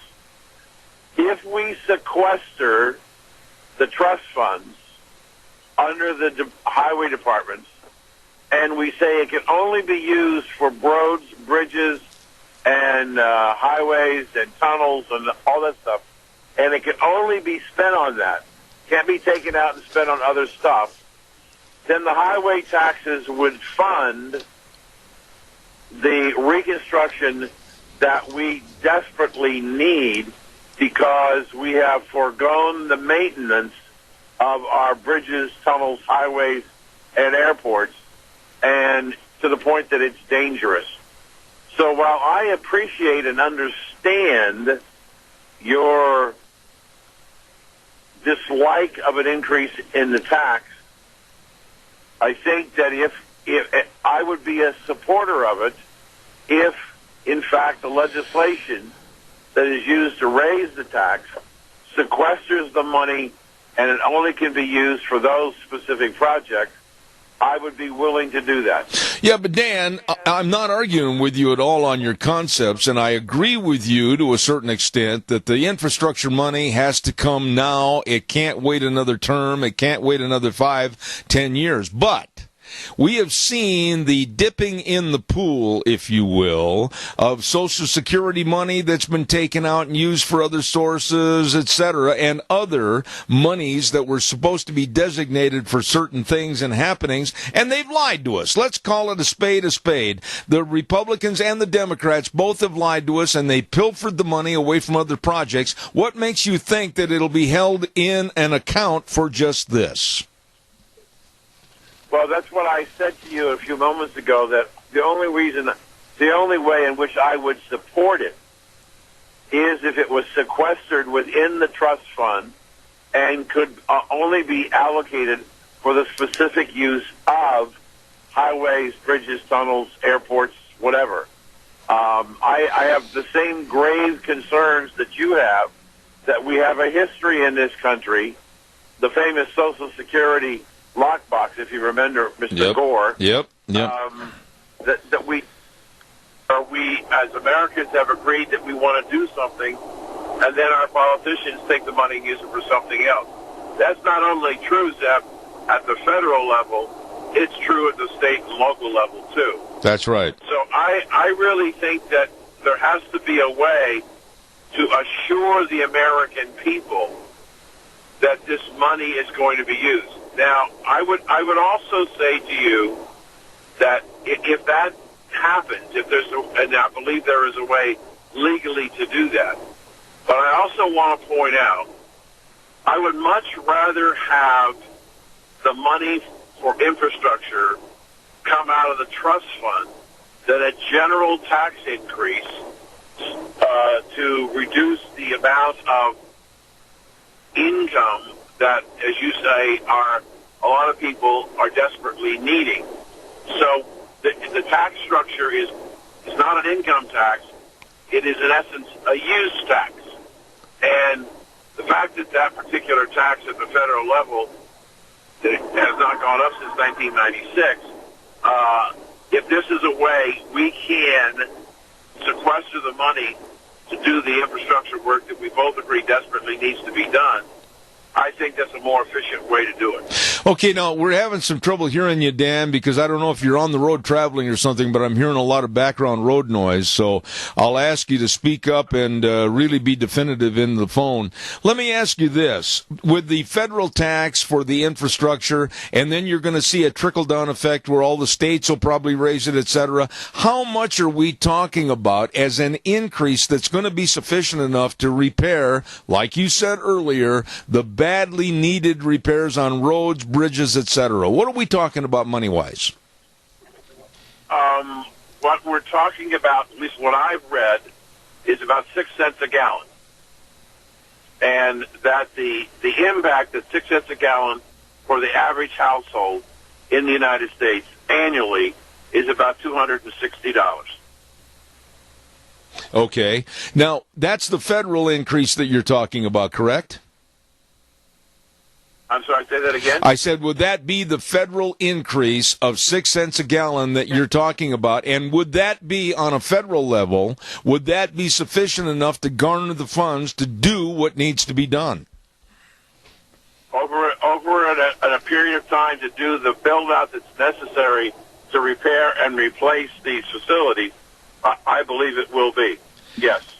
Okay, and then if we look at another state increase, let's say they also, for the state highways, et cetera, want to go another 6 cents. We're talking 12 cents a gallon, and the increase in the taxes there, plus any increases in gasoline or diesel, we could possibly be seeing almost a 50 cent a gallon increase. And I think, in my own personal opinion, that's going to have a deteriorating effect on the economy for people that need to drive to make a living. Am I wrong? I don't. Let me try and help you. The state and local taxes for energy are pegged to inflation, so there is no legislation required to increase the cost of gasoline at the state and local level, because it's already built into the laws that were passed, so that as the consumer price index were to rise, which it hasn't been doing a lot, there would be an automatic increase in the state or city gasoline taxes. The federal is the only tax that is specific in an amount, 6 cents a gallon, or 26 cents a gallon. And it's fixed at a specific price and has to be adjusted by law. So I don't see a situation, unless we have rampant inflation, that the states will do anything, because they've already got their taxes for gasoline and diesel fuel already indexed to inflation. So the 6 cents a gallon increase at the federal level will not precipitate another 44 cents increase at the state and local level. You know, let me ask you this, Dan, and maybe I'm out of your bailiwick on this, so correct me if I need to be corrected. I don't mind, honestly, I don't mind paying the increase in the taxes for the infrastructure. But what I do mind is the idiocy and the incompetency that we've seen over the last 8 years of supplying money that goes down the toilet for green energy, wind and solar. I'll support the one, but I cannot support the other. I absolutely agree with you. There was the biggest debacle in the Obama administration. We here's the problem that I have. I mean, I absolutely agree with you 100%. We have politicians who don't seem to understand that the money that they spend is our money. It's not their money. It's our money. When the government made the decision to give Solyndra $500 million for solar panels that ultimately wound up being manufactured in China, and the company went out of business, the $500 million that we loaned to them, that we got nothing back, that's my loss. That's my money that was wasted. And so when I look at these politicians who are blowing away my money and don't understand that it is your money and my money, I get as angry as you do. What kind of safeguards, and I know this is kind of an ambiguous question because we don't know how they'll set it up, but in your opinion as an investment advisor, what would you say or what would you demand that the government set up as safeguards that if we're going to stick that money in the form of taxes, it's going to stay in that account? What do we have as a kind of a Matt Dillon standing there in Dodge City making sure the money stays where it should? That's a super and a very great question that you're asking. I'm not a lawyer, but I do study the laws, and it seems to me that the federal trust funds, and the reason why I think the federal trust funds make sense for highways is that money cannot be appropriated unless it's bid. In other words, they put $1 in the trust fund. The only way the money can be spent is through a bid process at both the federal and the state local level. When you see a highway project sign, you'll see that it's a combination of X amount of dollars from the federal trust fund, X amount of dollars from local, and X amount of money from the state. Department of Transportation. That process gives me some, quote, some degree of comfort, but I would want to see the proposed language that Congress would enact to add another 6 cents to the gas tax and sequester it, that it continues to only be applied on a bid basis. Now, what about the infrastructure itself, Dan? Before I start talking a little bit about your book, how bad is it that the American public doesn't understand? I mean, how bad, literally, are the bridges, the roads, the freeway system, etc.? On a scale of 1 to 10, where are they at right now for not having the money to keep the upkeep on these roads? I would say, I mean, that's another great question, and I like the way you phrased it. We have lived under a concept of deferred maintenance. We don't do it. I would say that they're probably, I saw a report that half of the bridges in the United States need dramatic repair. If I can give you a quick illustration, I live now full-time in Southwest Florida, but I go back to New Jersey and New York on a regular basis. And the last time I was there, about a month and a half ago, I went into the city. And I'm telling you, this is absolutely true. I can look, believe it or not, at the bridge superstructures going into New York City where they have 6 and 8 inch wooden beams wedged up against the bottom of the bridge abutments to hold them in place. That's scary as hell to me. We have a situation in a lot of the high concentration areas, you know, New York and Miami and Los Angeles and Chicago and St. Louis and Dallas and all of these, where we have massive road system and bridges that were built many of them started during the Eisenhower administration, have never been replaced because we've never allocated the funds. So I think the highways are not safe. There are some of them that are in pretty good repair. They tend to be in the south because they don't have the ravages of the cold weather that they have in the north and the west, and the northwest. So the damage to the road system. I fly a lot. I don't know how much you fly. A lot. I've flown into a lot of major airports where you can see potholes in the runway where they've tried to patch them. Yes. And then the cold weather comes and the patches blow out. And I've been on planes where pilots have landed the plane, and as they're taxiing up, they hit a pothole and they blow the front tire. Yes. I mean, I just think that we don't see how difficult and how behind, especially the roadways and the bridges. The bridges scare me to death because I see concrete peeling off. I see the rebar being exposed all over the country when I'm traveling. It's a very scary situation. Now, I want to talk a little bit about your book or books, and I'm going to ask you, Dan, The Brotherhood of the Red Nile. Give us a little background on this book. It sounds very intriguing to me. It's actually a trilogy of 3 books.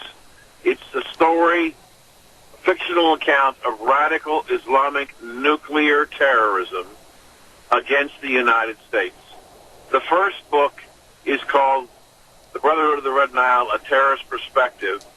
The second book is called The Brotherhood of the Red Nile, America Rebuilds. The third book is The Brotherhood of the Red Nile, America Responds. The first book, when I wrote it as a terrorist perspective, I wrote it because in my travels around the country and my writing for 7 different blogs, what I find is that the American people, for a myriad of reasons, know very little about the Muslims and the Muslim faith and why these people hate us so much and why they want to destroy us. So I started an education process. Then we talk about the vulnerability of the United States under 5 different scenarios of how they would attack the United States with nuclear devices. And then the second book says that the devices have been exploded. How are we as a country going to survive? How are we going to rebuild our nation? And then the third book deals with how are we going to retaliate? How is America going to respond? I have to tell you, Zeb, that when I wrote the trilogy, I thought that would be the end of it. But my readers and followers have been unmerciful to me and say, you can't just leave us there. You've got to continue the story. So I've written a sequel to a trilogy, which is very, very rare, called Terrorist Gold, which is in production right now and should be out in the next 2 months. People who have read it, it says it's every bit as good, if not better, than the 3 books. So I think that we have a vulnerability that we're not paying attention to foreign nations or terrorist organizations being able to bring in nuclear weapons into the United States and devastate us. And it's there. It's a real possibility. And I get people like you, Zeb, who've read the books, who then, when I do a next show with them, they talk about what was in my books starting 3 years ago and what's going on today. For example, right now they're talking about maybe North Korea can't get nuclear weapons here, but maybe they can use ion bombs to destroy our electrical grid. That was in the book that I wrote about 3 years ago as a possible scenario. And so people read the books and they find a hard time distinguishing between fact and fiction. And some say, I feel like I'm watching television or watching a movie. And so I think they're entertaining. They're very quick reads. They're hard to put down. In fact, they should have a warning. Don't start after 9 o'clock at night because you'll be up all night. But hopefully I can begin the education process to the American people and your listeners to say, wait a minute, there's a lot we don't know, and Mr. Perkins is beginning to help us. Just one quick point. Most people don't understand that under the Quran, Muhammad told his followers, you are the chosen people. You are the people that Allah wants to lead us to the end of time. And the only people that can go into heaven are true believers, Muslims. Everybody else is an infidel. If they do not convert to our faith, they must be destroyed. Yeah. Now, I'm not making that up. That is in the Quran. And so we have a group of people who have religious beliefs that unless you convert to Islam, you must die. Dan, I'm telling you, Zeb, the vast majority of Americans have no idea that's a fundamental tenet of the Muslim faith. I absolutely agree. Dan, I'm almost out of time, but there's a couple of things I want to ask. Give me a short answer on this. As far as politicians are concerned right now today, the House, the Senate, and even the Oval Office, is it a naivete or is it acceptance? Is that the problem today with Muslims and Islam in this country? Are we being naive or are we just accepting? No, that's a great question. I tell people all the time, for the last 50 years, the protected class in the United States were the blacks. They were under the responsibility of the Democratic Party. The new protected class in the United States are Muslims. Well, I'll tell you what, I am going to ask you quickly, where can the books be obtained? I think everybody should be urged to go read them. Where can they buy those books? The books are all available on Amazon.com. The new book will be out probably in about 6 to 8 weeks. You can go to my website, danperkins.guru. You can see I write for 7 different blogs. You can see a selection of all the commentaries that I've written. And I do 40 to 60 interviews a month on shows like yourself. I'm on over 1,000 stations nationwide. Well, you're going to be back on this program too, Dan. I really appreciate all your thoughts, and I'm going to get those books, and I'm going to make sure I have you back real soon. Dan Perkins, God bless you, man. Thanks so much for taking the time this morning. Thank you, Seth, for having me on. I really enjoyed it, Jess. Great question. Well, thank you, sir. Take care of yourself. Thank you much. Dan Perkins, and I've got to get those books in their entirety, the entire trilogy and his new one called The Brotherhood of the Red Nile. And he's also an investment advisor and knows all about what's going on with our taxation structure, etc. Thank you very much for being on the program. Oh, my. Wheels is sitting over there chomping on the bit. We got to get a weather forecast in here.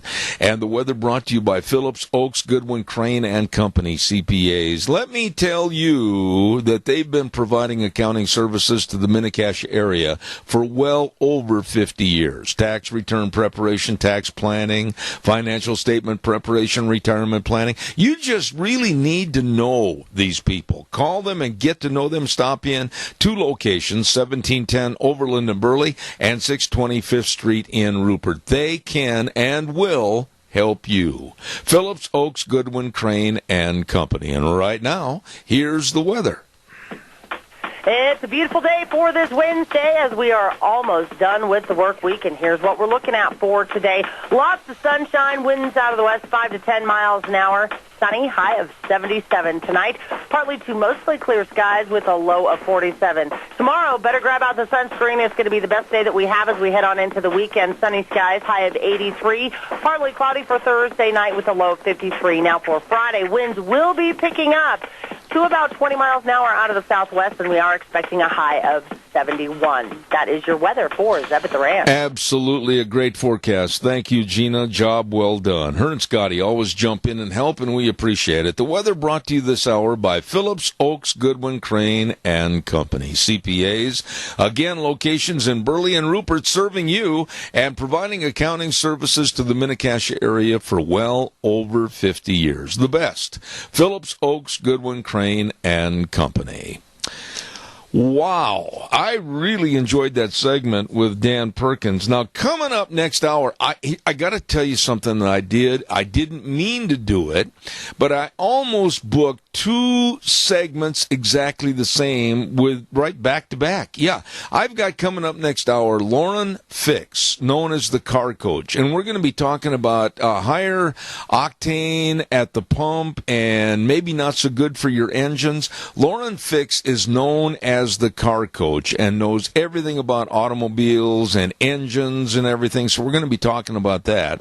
And then at 10:30 this morning, we have a lady coming on the air by the name of Rika Brandon, and she's going to ask the question, where are all the employees to be hired at various jobs? She's going to come on the program with that. Let's see, quick note here. Next, oh boy, I got to get this on the air quickly. Next Thursday, on the 18th, that will be Lunch Bunch Day. Don't forget that at Denny's Restaurant. And thanks to Smith's Food and Drug Center and Hanson Mortuary, Walmart, Stokes Food Center, we thank them all for all of our door prizes. Don't forget, Lunch Bunch will be May 18th. And that's at Denny's Restaurant, America's Diner. Going to take a little break, and I'm going to recoup and not cough for a couple of minutes. Have a good day. We'll be back in 7 minutes. Oh, my. Look outside. Oh, beautiful blue sky, sunshine. Good morning. Zeb at the Ranch. I'm Zeb Bell with our major sponsor, your Magic Valley Les Schwab Tire Centers, all 7 locations serving you. And, of course, some of our great advertisers like Western Waste Services, always at your disposal. Call them at 734-6969.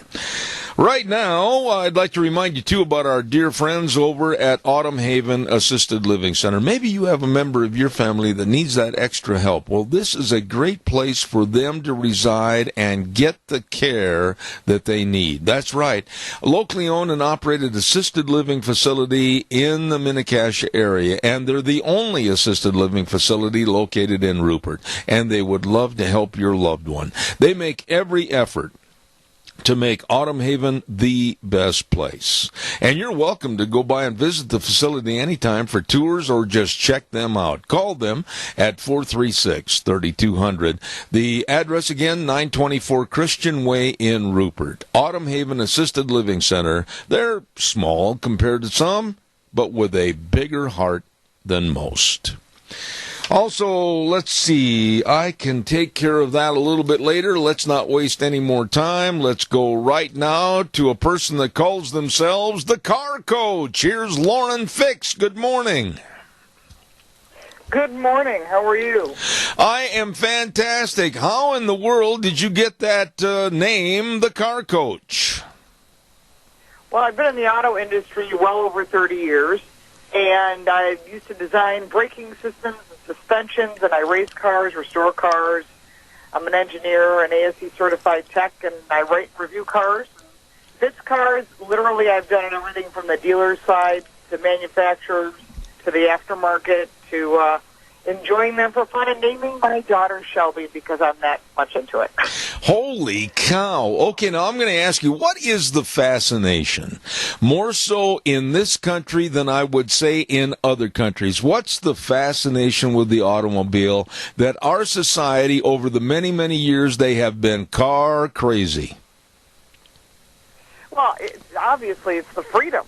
And when you go to countries like Germany, which I've driven in, and their roadways, by the way, are substantially better than ours, they're built differently. There are little clusters of town. There's nothing in between but farmland, and then another cluster of town.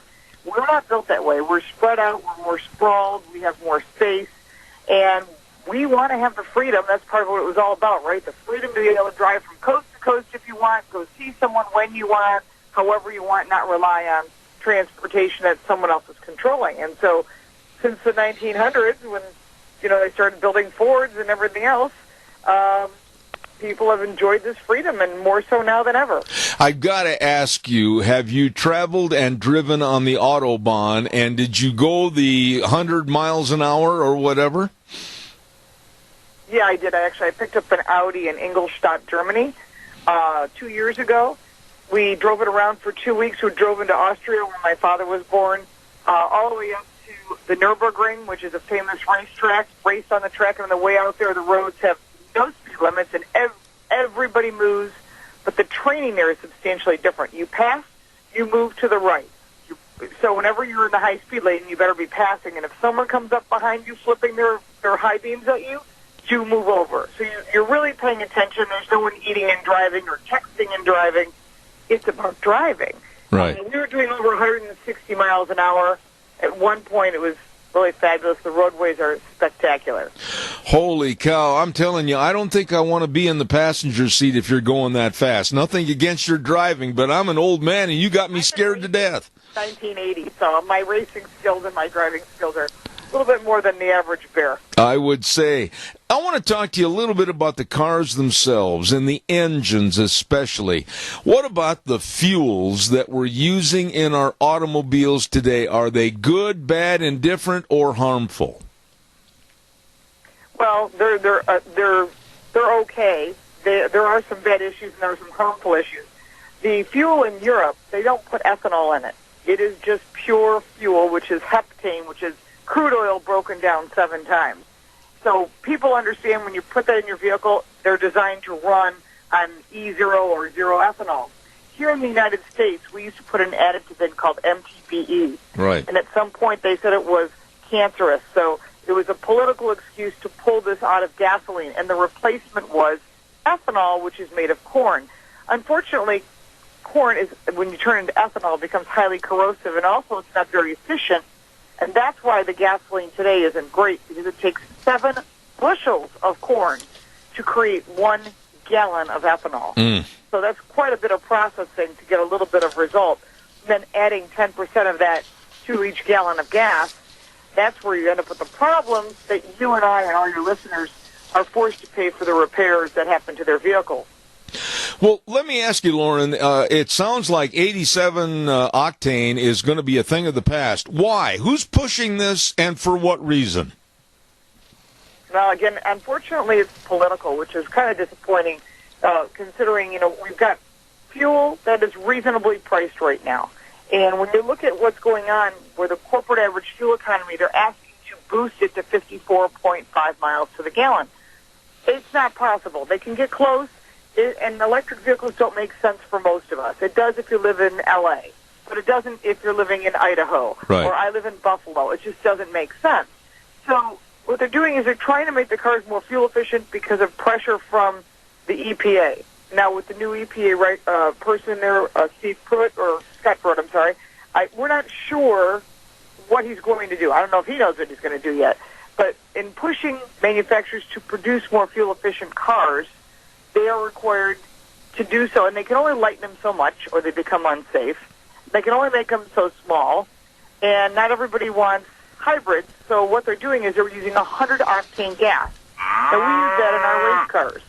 But it's extremely expensive, and if they start forcing someone who bought a Honda Civic or a little Kia Rio to run on 100-octane gas, it's going to cost you more at the pump, and they're going to start eliminating that 87, that lower-priced gas, so that you're forced to run the higher octane. Okay, now I've got a ton of questions about the engine itself I want to ask you about, but first and foremost, I have a caller with a question, and we'll take that first. Caller, good morning. You're on the air. Quickly, go ahead. Yes. Good afternoon or good morning, whichever it is where you're at. Anyway, the question that I have is not a question. I want an answer. I understand that Chevrolet is no longer going to produce the V8 engine in pickups. Is that true? And also, why are the manufacturers like Chrysler and GM and probably Ford building these extremely high-powered cars that are not even allowed on an NHRA track because they outclass the rest of them to drive on the street? What is the answer to this insanity? All right, well, we'll have her answer that over the air. Go ahead. Talking about the Demon that they launched at the New York Auto Show. That is designed for drag racing. Now, NHRA is one of the two sanctioning bodies for drag racing. All they want is a roll bar in it. Because if a car goes a certain speed, faster than a certain speed in a quarter-mile distance, their regulations require a roll bar for safety. And I'm sure they're going to be having those available when it comes to those people that want to do that. I have cars that are performance-oriented, but that, you think, oh, that's so fast. Well, there are tons of cars that are available on the market.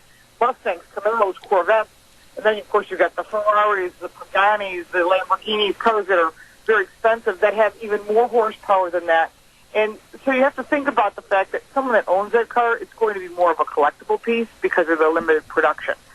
So anything is available on the street. People modify cars every day. If you go to the SEMA show, S-E-M-A, or you look at it online, you can make a car substantially faster.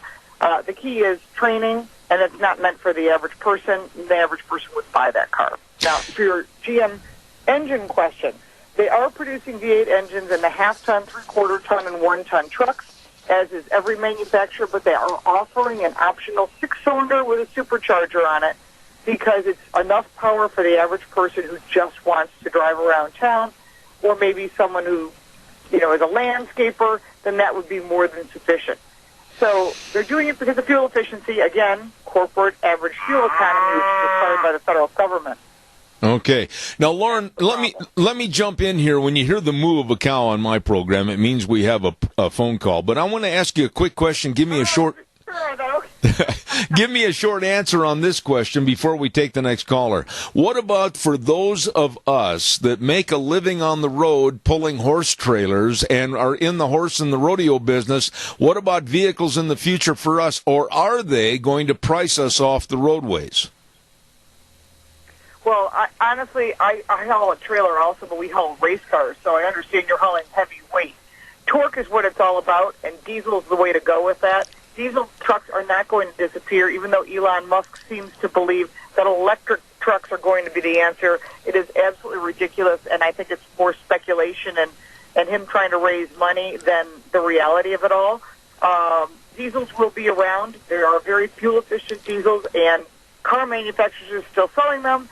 And interestingly enough, after Volkswagen took the huge hit, Now General Motors comes on the scene and says, yeah, we're going to offer Volkswagens across, we're going to offer diesels across our car line and our truck line, and diesels are still being available in Jaguars and Land Rovers and Mercedes and BMWs, and now Mazda is going to bring in diesel as well. So what this tells me is diesel's not going anywhere. There may be a multiple different types of fuel to power your vehicle based on your choice. All right. Now, let's take that caller. Caller, you're on the air. Please, go ahead. Thank you. I have two questions. One is about diesel. I have a 7.3 Power Stroke, and it seemed like when I first got it back in 2004, before they went to ultra-low sulfur, that thing got incredible power and great fuel mileage out of that 7.3 Power Stroke. Now with this ultra-low diesel, that thing just struggles. And the other question is, how is this new gas going to affect my 1970 Chevy pickup with the original engine in it that they have to find lead substitute and ethanol free to burn in it so it don't burn it up? Absolutely. Thank you. Absolutely. Great question. Go ahead, Lauren, please. Nice truck he's got, the 70 truck. Oh, that's worth some bucks. Yeah, I use E0 also. The ethanol has been a problem, especially on older vehicles, because they were designed for MTBE, which was removed. So you can go online. There are websites that's like Zero Ethanol or Clean Gas. There's a bunch of you can look on for zero ethanol gas and find a station in your area. I drive to one that's probably 15 minutes out of the way, but I need zero ethanol for some of my old Mustangs. I have old Shelbys, so I understand. They don't like running on ethanol. When they do put the higher octane gas in, that may be good for your 70 truck, but I highly suggest getting an ethanol stabilizer, because ethanol will separate from gas and cause all kinds of fuel line problems, and it can actually rot out fuel lines. There's a company in Buffalo called Classic Tube that makes replacement tubes for your 70 truck if you do have some problems. And your diesel truck, I'm a diesel person also. I have a 7.3 diesel as well. We use a diesel stabilizer. It's made by Chevron. It just came out this year. That is the only thing I have found, because the way they make it with all that lacking of power, you need to add cetane back into it, which is octane for diesel. Mm-hmm. And they have that available when you add in the diesel additive. I think Chevron makes it. You can get it probably in the auto parts store. Now, right there, I want to ask you this, Lauren. In my own particular case, I have and I sound like I'm a cheapskate and not upgrading my trucks, but I love this truck, and it gets me about 17 to 18 miles to the gallon. It's a Ford ton truck, 2003 model, doesn't have a ding or a scratch on it. It's an excellent truck, but I have noticed many times, even with a good fuel mileage at 17 to 18 miles to the gallon, and I can go out of state to various locations and fuel up, and all of a sudden the mileage will drop down to about 10 to 11. Are they watering the diesel, or what's going on here? I think it's a different type of diesel. I always try to stick with whoever the truck drivers stop, because you know you're going to get the better fuel.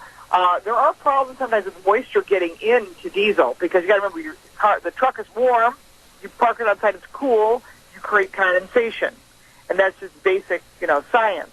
So I try to, like I said, I use a stabilizer when the car is parked, and I also try to get the diesel additive that adds cetane to it, because otherwise my fuel economy drops off. And I have an SUV that's also diesel, and I can see the difference of about 6 miles to the gallon by just adding a cetane additive. Absolutely. Now, Lauren, I'm not at all equipped to really know as much about engines and cars as you are. I always maintain the position as a cowboy that if you can't put a saddle on it and you can't go rope something, what good is it? So I really am not a car expert. But I will say this. I know that from talking to people that if we go from an 87 octane up to 100 or even more, what about the internal combustible engine, the heat that's going to be increased? Isn't that going to tear these engines apart, whether it's a car or a lawnmower? You are correct. Yes, lawnmowers do not like to run on 100 octane. Certain performance engines are designed for that. But when you're making an engine out of aluminum, a new vehicle, there's an aluminum engine and all these lightweight components, they can handle the heat. But vehicles that are not designed for the 100 octane, they're the ones that are going to have the damage. Same type of problem we're having with ethanol. Causes mass airflow sensors, rots out fuel systems, emission systems, it retards engines, And because of that, you're going the other direction by increasing the octane. Besides the fact that it's going to cost you about 10 cents more gallon, you're still potentially putting a lot of really nice vehicles in a position where there's going to be damage. And the benefit is so minimal, but they're doing it because the politicians are pushing them for higher octane gasoline. And that's because they want to have better fuel economy. And so, of course, what the gas stations will do is say, we've got 3 pumps, that's it. We've got, 87, 89, 91. We can't keep all this. We'll get rid of the 87 so we can charge more for the 89, 91, and then 100. So that's how the transition will start to happen. And that's not good for the average person because 89, if your car requires 87, is just a waste of money because the benefit is less than a teaspoon of savings when it comes to fuel. So it's really not going to be worthwhile. Well, Lauren, let me ask you this question then. And again, I'm a little naive on this, but I'm sitting here listening to you. And what is this going to do to the people that sell four-wheelers or lawnmowers or whatever? How would they be able, on a new piece of equipment, how would they be able to offer a warranty if it's going to burn up? Well, they would run on 89. But they have bigger issues right now with ethanol because ethanol, they're trying to push ethanol to 25 or 30%. That's called E25 or E30. Stay away from that stuff. That will destroy two-cylinder, two-stroke engines. It'll destroy weed whackers, lawnmowers, snowmobiles, any of that stuff. And the reason for that is it's so highly corrosive. These engines are not designed to burn with any ethanol. They're designed to burn with regular fuel, which is almost impossible to find when you only need a gallon of it. And I have been in the motorcycle stores lately, and they actually sell gasoline in little containers that are designed to go into weed whackers and to go into small engines. If you got a scooter or something like that, because it's so corrosive and the damage is paid by you. Well, what about... If you put it into a car that is not designed for it, including the major automakers, it voids your warranty. So if you've got a new, pick up something, a new Ford Fusion, and you go and you put in E25 or E15, you'll void the warranty on the engine. And that is very serious. And the fact that manufacturers have tried promoting all this, there is still those lobbyists and people out there that they've paid to go out there and say, oh, no, ethanol doesn't do anything wrong. Oh, yeah? I'll show you some engine components on the inside and what they do. It destroys cars is what it does, and we pay the bill for it. I'm sitting here while you're talking, and I'm coming up with all these different scenarios, and I fly and travel a lot in my lifestyle. And what about rental car agencies? How are they going to dictate or know what that consumer is putting in the tank of their rental cars? They don't. They never do. That's the whole thing. You could, it could say 91 because of the vehicle that you rented. And you said, listen, I'm not going to pay. I'm going to have it fueled up to the top. What they'll do is people buy 87. Now, they may offer, that may cause a change, a shift in the rental car business. At this point, it has not reached that. But if they could say, every car you rent will fill it back up. That way we can control the fuel that has to be in it. And at that point, you'll just pay for what they call the fuel purchase option. Right. FPO. Right.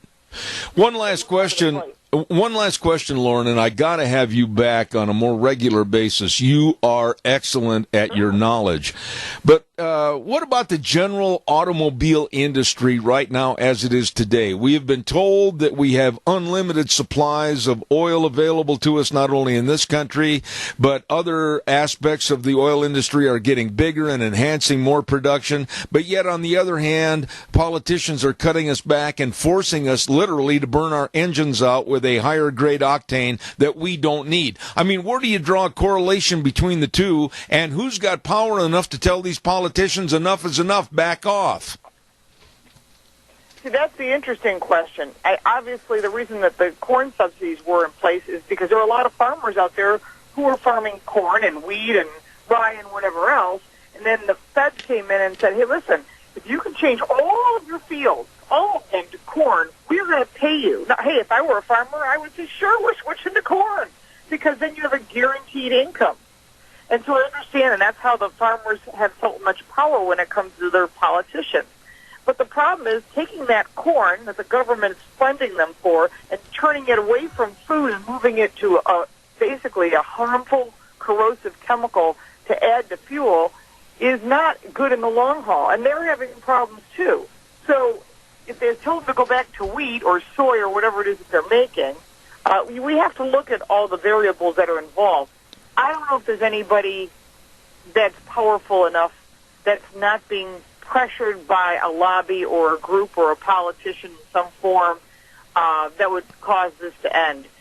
The one thing I can think of right now is that if Scott Pruitt's strong enough to go on down and say, listen, we're no longer putting ethanol in gasoline, and this is the way it's going to be, and let's change these corporate average fuel economies to something that's obtainable where we as consumers can still make an average. If they can do 34.5 miles to the gallon, we're still not even there. And they're only looking about moving that average to 54.5 by 2030.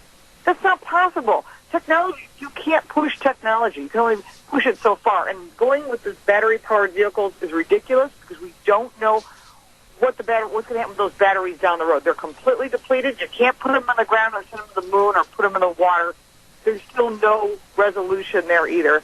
And it's certainly, where does all that come from? It comes from coal or nuclear power, and they don't want either. Absolutely. You can't have your cake and eat it, too. We can go back to crank up phones and candles, but then you're going to lose all those things that we love. So can't have it all. So we have to make decisions. You are excellent. Lauren Fix, known as the car coach, and she has forgotten more about vehicles than I'll ever know, and I hope you'll come back in the future and be back on my program. I would love it. It would be fine. All right. Thanks, Lauren. God bless. Thank you so much. Wow, I could learn a lot from that lady right there. I'll tell you what, knows her stuff. I'm telling you, the car coach. I am saving that number, and I'm going to call her back and see if she won't come back on a perhaps regular basis and answer more questions for us. Really a nice lady. By the way, Ag Express is looking for drivers. Oh, yeah, full and part-time positions. And retired folks are welcome to apply. And they'll work around your schedule, like 2 or 3 days a week, whatever works best for you. You're home every night. You're using new and maintained equipment. They've got excellent vacation programs available and benefit programs for you, major medical, dental, vision, etc. You'd better call Dale and Paul at 438-8886 or Alan in Twin Falls at 731-2495 or Russ in Burley at 431-7175. Ag Express is looking for drivers. Ag Express is looking for you. We're going to take a little break and send it back over to Wheels at our main studio, and I'll be back in just a few moments. And now, back to Zeb at the Ranch on AM 1230 KBAR. To reach Zeb, call 436-2244 or toll free 1-866-927-4587. And now, here is Zeb. Oh, we're on the home stretch right now, last 30 minutes of the program. Excuse me for that cough. Man, I've been fighting that thing for about 3.5 weeks. Don't forget Ramsey Heating and Electric and Lennox, and they offer up to about a $1,700 rebate on qualifying new Lennox home comfort systems that can keep your home feeling perfect. Be sure and give them a call today. Ramsey Heating and Electric at 678-0459 and Lennox. I'm looking forward to this conversation with this next lady, and she is the author of the book called Hire Power, Everything Entrepreneurs Need to Know to Hire Awesome People. Ricka Brandon, how are you? I'm wonderful. Thanks so much for asking. Well, I tell you what, I've got a lot of questions, and I think first and foremost, basically give us a little theme of your book, Hire Power. What are you trying to tell people? Well, basically, Hire Power is just trying to empower and educate entrepreneurs so they can feel more confident when they're trying to hire. Building a team of people that support you and can help your business grow is one of the most frustrating and challenging things that entrepreneurs face. And so I wanted to use some of the experiences and, the hard lessons I've learned in almost 20 years as a headhunter to really empower and inform entrepreneurs about how they can really inexpensively and easily start finding and hiring amazing people. Okay, now I'm old school, and it's my way or the highway. I don't like certain things. I don't like certain dresses that they wear to work. I want things to be done my way. Am I old school and out of the picture, or can I still command what I want for my business? Well, you probably are old school, but that's okay.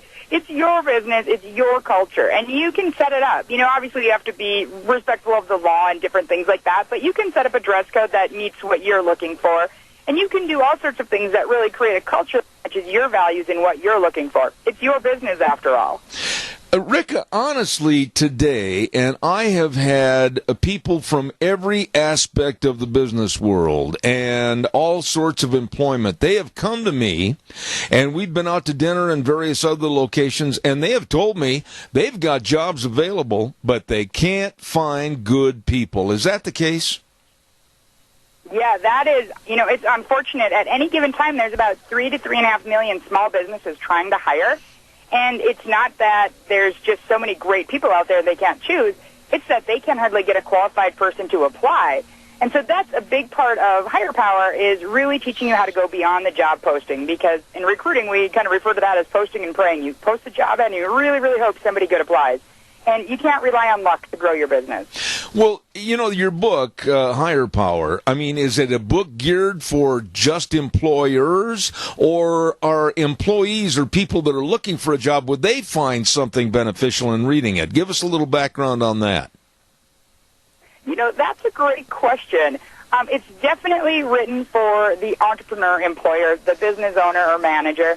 But I think if you're somebody who's struggling in the interview, maybe you've had a few interviews and you're never getting the offer, it might help you to kind of understand their perspective. So there could be some value in that, but it's definitely geared more to this is how we want to find the people that have those skills and experiences we need. You know, Rick, let me ask you this question, and I think you'll agree with me that when you turn on the news and you see the 18 to 34-year-old millennials, I'm not saying all of them by far. There's a lot of great, enterprising, very industrious young people today. But when you see these people standing on street corners and throwing rocks and everything else through windows, you got to ask yourself, what in the world are they doing to provide themselves the personal responsibility of making a living? Why aren't they out trying to improve themselves and get a career? Yeah, you know, it definitely, and it's interesting because many of them, you know, don't have a career. You know, other ones of them have, you know, kind of moved into the freelance economy where they have a job that's done online and they have a lot of time freedom and, you know, obviously make choices with their time. But yeah, it is interesting. The millennials are a point of stress for many, many employers just because how they approach work is so drastically different than what we've been used to so far. Okay, so where is the disconnect, if I can use that word, Ricka? Where's the disconnect from an employer sitting behind a desk going, holy smokes, I need 10 new employees to do this, that, and the other, and the disconnect from a college graduate saying, holy smokes, at the end of May, I'm going to put my feet on the street looking for a job. How do we get them together so they find good people? Yeah, you know what? That is the probably billion-dollar question. And I think the reality is that it really needs to be a fit. And so as people come out of college now and the millennials, they are much more focused on kind of lifestyle balance and providing value and things they believe in. You know, whatever their personal ideologies are, they want their work to support that and also to give them time to go and do the things they want to do, be that, you know, go hiking or participate in a marathon or do church activities. Whatever it is, they're looking for an employer and a career that lets them feel fulfilled at work, but then also gives them all that space. And right now, the world of work hasn't really been structured like that, and so we're in a lot of growing pains of how employers are trying to figure out how to adapt to the reality and the changing reality of the workforce. And the fact that, you know, as they say in a lot of studies, by 2020, almost half the workforce will be contingent or freelance-based. You know, employers are being forced to adapt, and the slower you are to adapt to the changing reality, the harder it's going to be for you to find those great people and actually get your business where you need it to go. You know, I may be jumping off the... It doesn't mean you need to, like, hire them as employees. I think this is the disconnect, right? How we've built teams historically isn't necessarily how they're going to look in the next 10 or 20 years. There's a lot of ways to get the support you need that aren't W-2 employees. Right. And so I think that will really be how we get that gap merged, where, you know, the employees are getting the, you know, or the people are getting that freedom they want, and the businesses are getting the benefit of lower payroll costs and lower responsibilities to people. But we're just not there yet for most companies. Let me say this, and Rika, feel free to jump in and say, boy, Zeb, are you all wrong? Because I've got big shoulders, I can take it. But I felt for a long time that the pushing of the minimum wage to $10, $15 an hour absolutely has hurt small businesses, because it's putting people that are maybe new on the job scene, it's elevated them up to where they're going to be making a lot more money, and it's going to create the rest of the employees to have an animosity to where they want more money. It's a snowballing effect that could drive a lot of jobs out of the market, and I've been against the raise in the minimum wage because I think it takes non-qualified people and puts them at a higher level. Am I wrong? You know, I don't know. It's such a broad and vast question, and there's so many different aspects to it. I will say this. In a lot of cases, when you raise that minimum wage, it makes automation just a much more viable choice, right? Right. That's it. You know, the other reality is when you look at, fast food or things like that where they actually need some humans involved, at least for now, until automation really takes off, we need people to give that service to us, but then we also need those people to be able to pay their bills when they get home. So that's a really complicated thing, and I do think, a blanket raising for everybody isn't the right solution, but it is a complicated situation, and it definitely stresses the small business tremendously when it's automatically uploaded, particularly if their profit margins are already pretty tight. Let's say that you run a clothing shop. Let's say that you have an insurance company. Let's say that you're involved in the real estate business or medical supply company. It doesn't make any difference.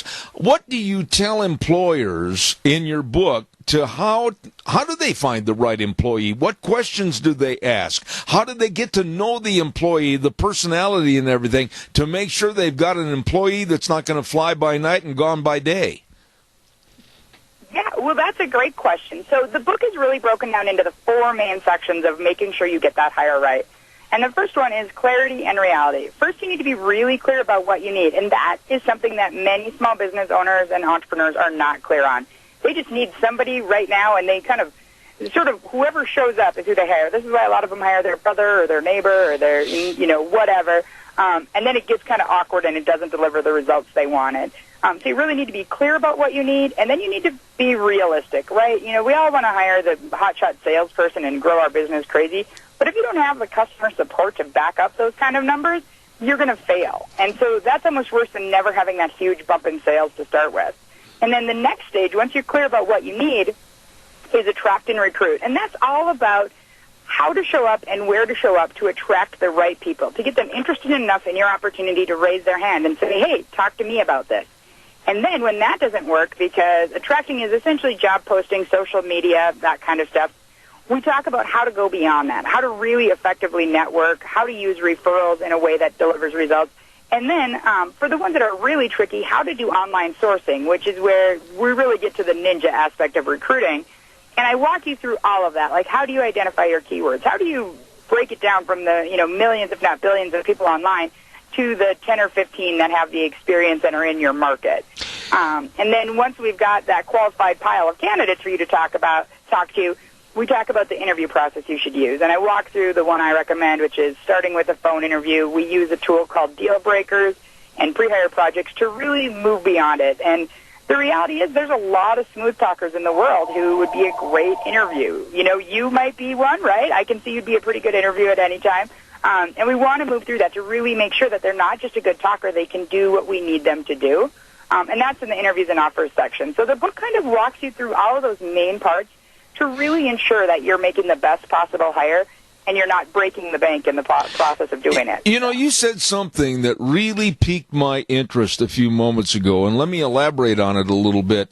I'm assuming that what you said, instead of using a shotgun approach to hire people, you need to use a rifle approach and not just put a ad in the paper that says help wanted, because then you're going to waste a ton of time on interviewing every Tom, Dick, and Charlie that comes in for a job, and you need to isolate where you're going to ask people if they want to work. Am I assuming that's the way you said that? Yeah, and I would say when we're talking about attracting and recruiting, I use the exact phrase of a shotgun approach. we want to get the right message and the right opportunity in front of a lot of the right eyes. So that means, we might have it posted on several job boards. We might have it posted with different associations.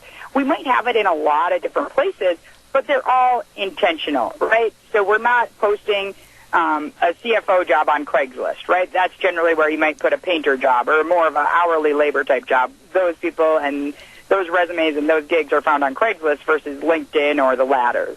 So we want to make sure it's the right there. Where we really get to the rightful aspect of it is that selection process where we're reviewing those applicants to see who are we going to talk to, because interviewing people who don't have the right experience is a waste of time and energy and money, and it's what you do when you're desperate to hire, not what you do when you're hiring smart. Absolutely. Now tell us about the book Higher Power. Where can they find it and obtain a copy?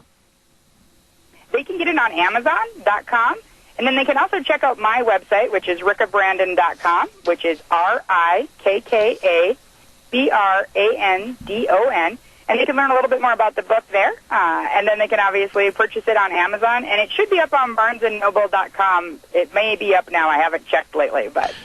I got to tell you, Ricka, just listening to you and your personality and your voice on the radio, I'll tell you, you are going to be, if you're not already, very successful. Thank you so much for being on the program.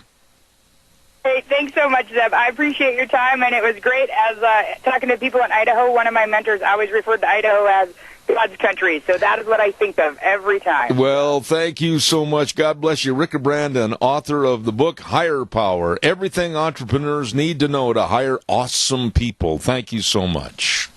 Very nice lady right there. I've enjoyed the conversation with her, and that's what we need to do is really refine and define as employers the potential employees that we want to go to work for us. Good book, Higher Power. Thank you very much. Oh, the weather. Yes, the weather, and then we'll take some more of your phone calls. Give me a call.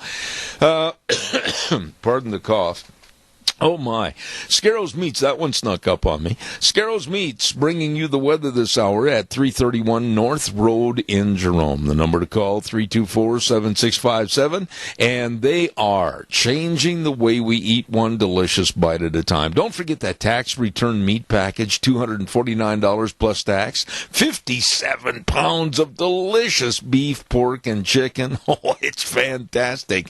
All of it is from Scarrows Meats. Don Scarrow and the crew. Right now, here's Gina with the weather. It's a beautiful day for this Wednesday as we are almost done with the work week, and here's what we're looking at for today. Lots of sunshine, winds out of the west 5 to 10 miles an hour. Sunny, high of 77 tonight. Partly to mostly clear skies with a low of 47. Tomorrow, better grab out the sunscreen. It's going to be the best day that we have as we head on into the weekend. Sunny skies, high of 83. Partly cloudy for Thursday night with a low of 53. Now for Friday, winds will be picking up to about 20 miles an hour out of the southwest, and we are expecting a high of 71. That is your weather for Zeb at the Ranch. Oh, thank you, Gina. Appreciate it. And brought to you by Scarrows Meats, 331 North Road, Jerome. The number to call, 324-7657. They are changing the way we eat one delicious bite at a time. All right, your turn. Give me a call, 436-2244, 1-866-927-4587. Did you hear about what happened in Ashwaubenon, Wisconsin, my old home state of Wisconsin? Well, a student dressed as a Star Wars stormtrooper. Hold it. Can I rewind that? And do it over again? A student dressed as a stormtrooper for Star Wars Day prompted the entire evacuation of this Wisconsin high school last week.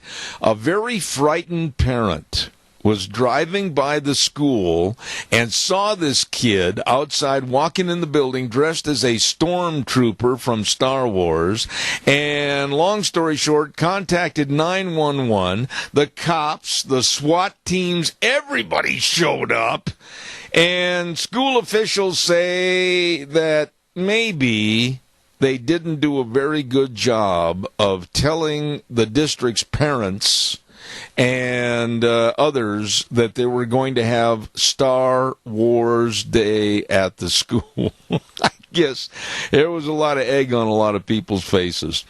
Calls welcome, 436-2244, 1-866-927-4587. Give me a call. I'd love to talk to you about anything. Come on, give me a call.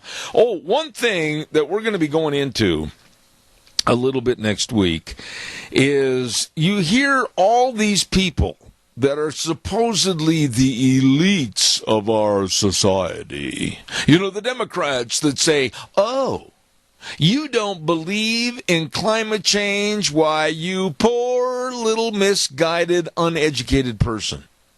And there was another op-ed in the Times News this morning by a Jennifer Rubin, and the headline was Climate Change Denial Rattles the United States. Well, folks, let me just share with you a story that has been verified. It is 100% legit, and it probably will set back on the heels a lot of these, oh, we're going to burn up in climate change. Scientists have recently found a totally unexpected source of climate cooling. I'm not kidding. Now, this is the words from the Daily Caller. It's all been verified. Story written by Michael Bastish. And Arctic waters absorb vast amounts of carbon dioxide from the atmosphere, creating a cooling effect that is 230 times greater than the warming from methane emitted from underwater seeps. And the findings are a complete reversal of what scientists previously believed.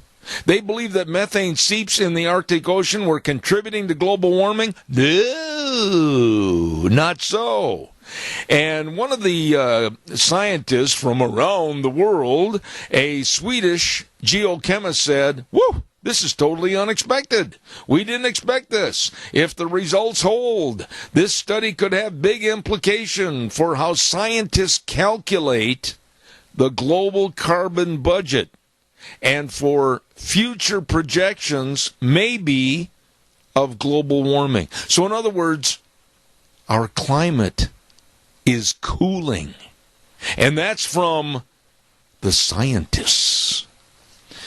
Calls are welcome, 436-2244, 1-866-927-4587. You know, we got a busy day tomorrow. And I was on the telephone last night with a really good friend of mine. He's written a lot of books, and he had this latest book, Great News for America, and that's Dr. Gerard Lamero. I called him at his home last night and I said, hey, I got an opening tomorrow morning at 10:30. I'd love you to come on, or Thursday morning at 10:30. I'd love you to come on the program and talk about the situation with Comey and Trump and everything that's going on. And he was spot on months and months before the election and saying that it would be a landslide and Donald Trump would win the election. This guy's really sharp on political stories, and I'm looking forward to having him on tomorrow morning's program. Don't forget our Magic Valley Les Schwab Tire Centers. All 7 locations with all the tires you need for safe driving this spring and summer. My goodness sakes, all the pickup and SUV tires, all the passenger car tires, all the tires for your boat trailers, horse trailers, whatever. And don't forget to ask them about a free pre-trip safety check. That's right, their free pre-trip I'm getting good at that. Free pre-trip safety check includes a visual inspection of the following. You know, they'll look at your tires, air pressure, wheel alignment for tire wear, front end components, brake components. I mean, hey, come on. They really want you to have a safe trip. All 7 locations. And, of course, the best in brake service. Oh, my goodness, with highly trained brake technicians. All of this and more at your Magic Valley Les Schwab Tire Centers. Lane and Rupert, Dave on Blue Lakes and Twin, Mike and Buell, Mike and Jerome, the Twist family in Paul, Daniel on Poline in Twin Falls, and Randy on Overland in Burley. Your Magic Valley Les Schwab Tire Centers. Tomorrow on the program in the first hour, I am going to talk a little bit about Oregon. State of Oregon is going to change their entire driver's licenses as far as how they're set up, and they're going to have male female, or an X, in case you don't know what gender you are. They're going to be changing a lot of paperwork and spend a lot of money. Oregon's population of over 4 million people, and they're going to cater to only 20,000 of transgenders that haven't got a clue who they are or what they are. We're going to talk about this the first hour. It's going to cost a lot of people money, and it's all nonsense. We're going to talk about that first hour tomorrow. Let's see, I wanted to urge you to be a part of, on May 27th, don't forget the 3rd annual Roll Call Memorial Ride. That's going to start at Let's Ride, I think, at about 9:30 in the morning on 27th. And then they're going to go to the afternoon at 1 p.m., the memorial program, and eats at the monument, the Idaho Roll Call Monument at 7th and Scott in Rupert. Don't forget that. And George Mass has all the information, 650-0104. Got to run, literally. I got a meeting to go to. You have a great day. God bless you and your family. And remember, the way things were, the way things ought to be. See you tomorrow morning at 8:06. God bless.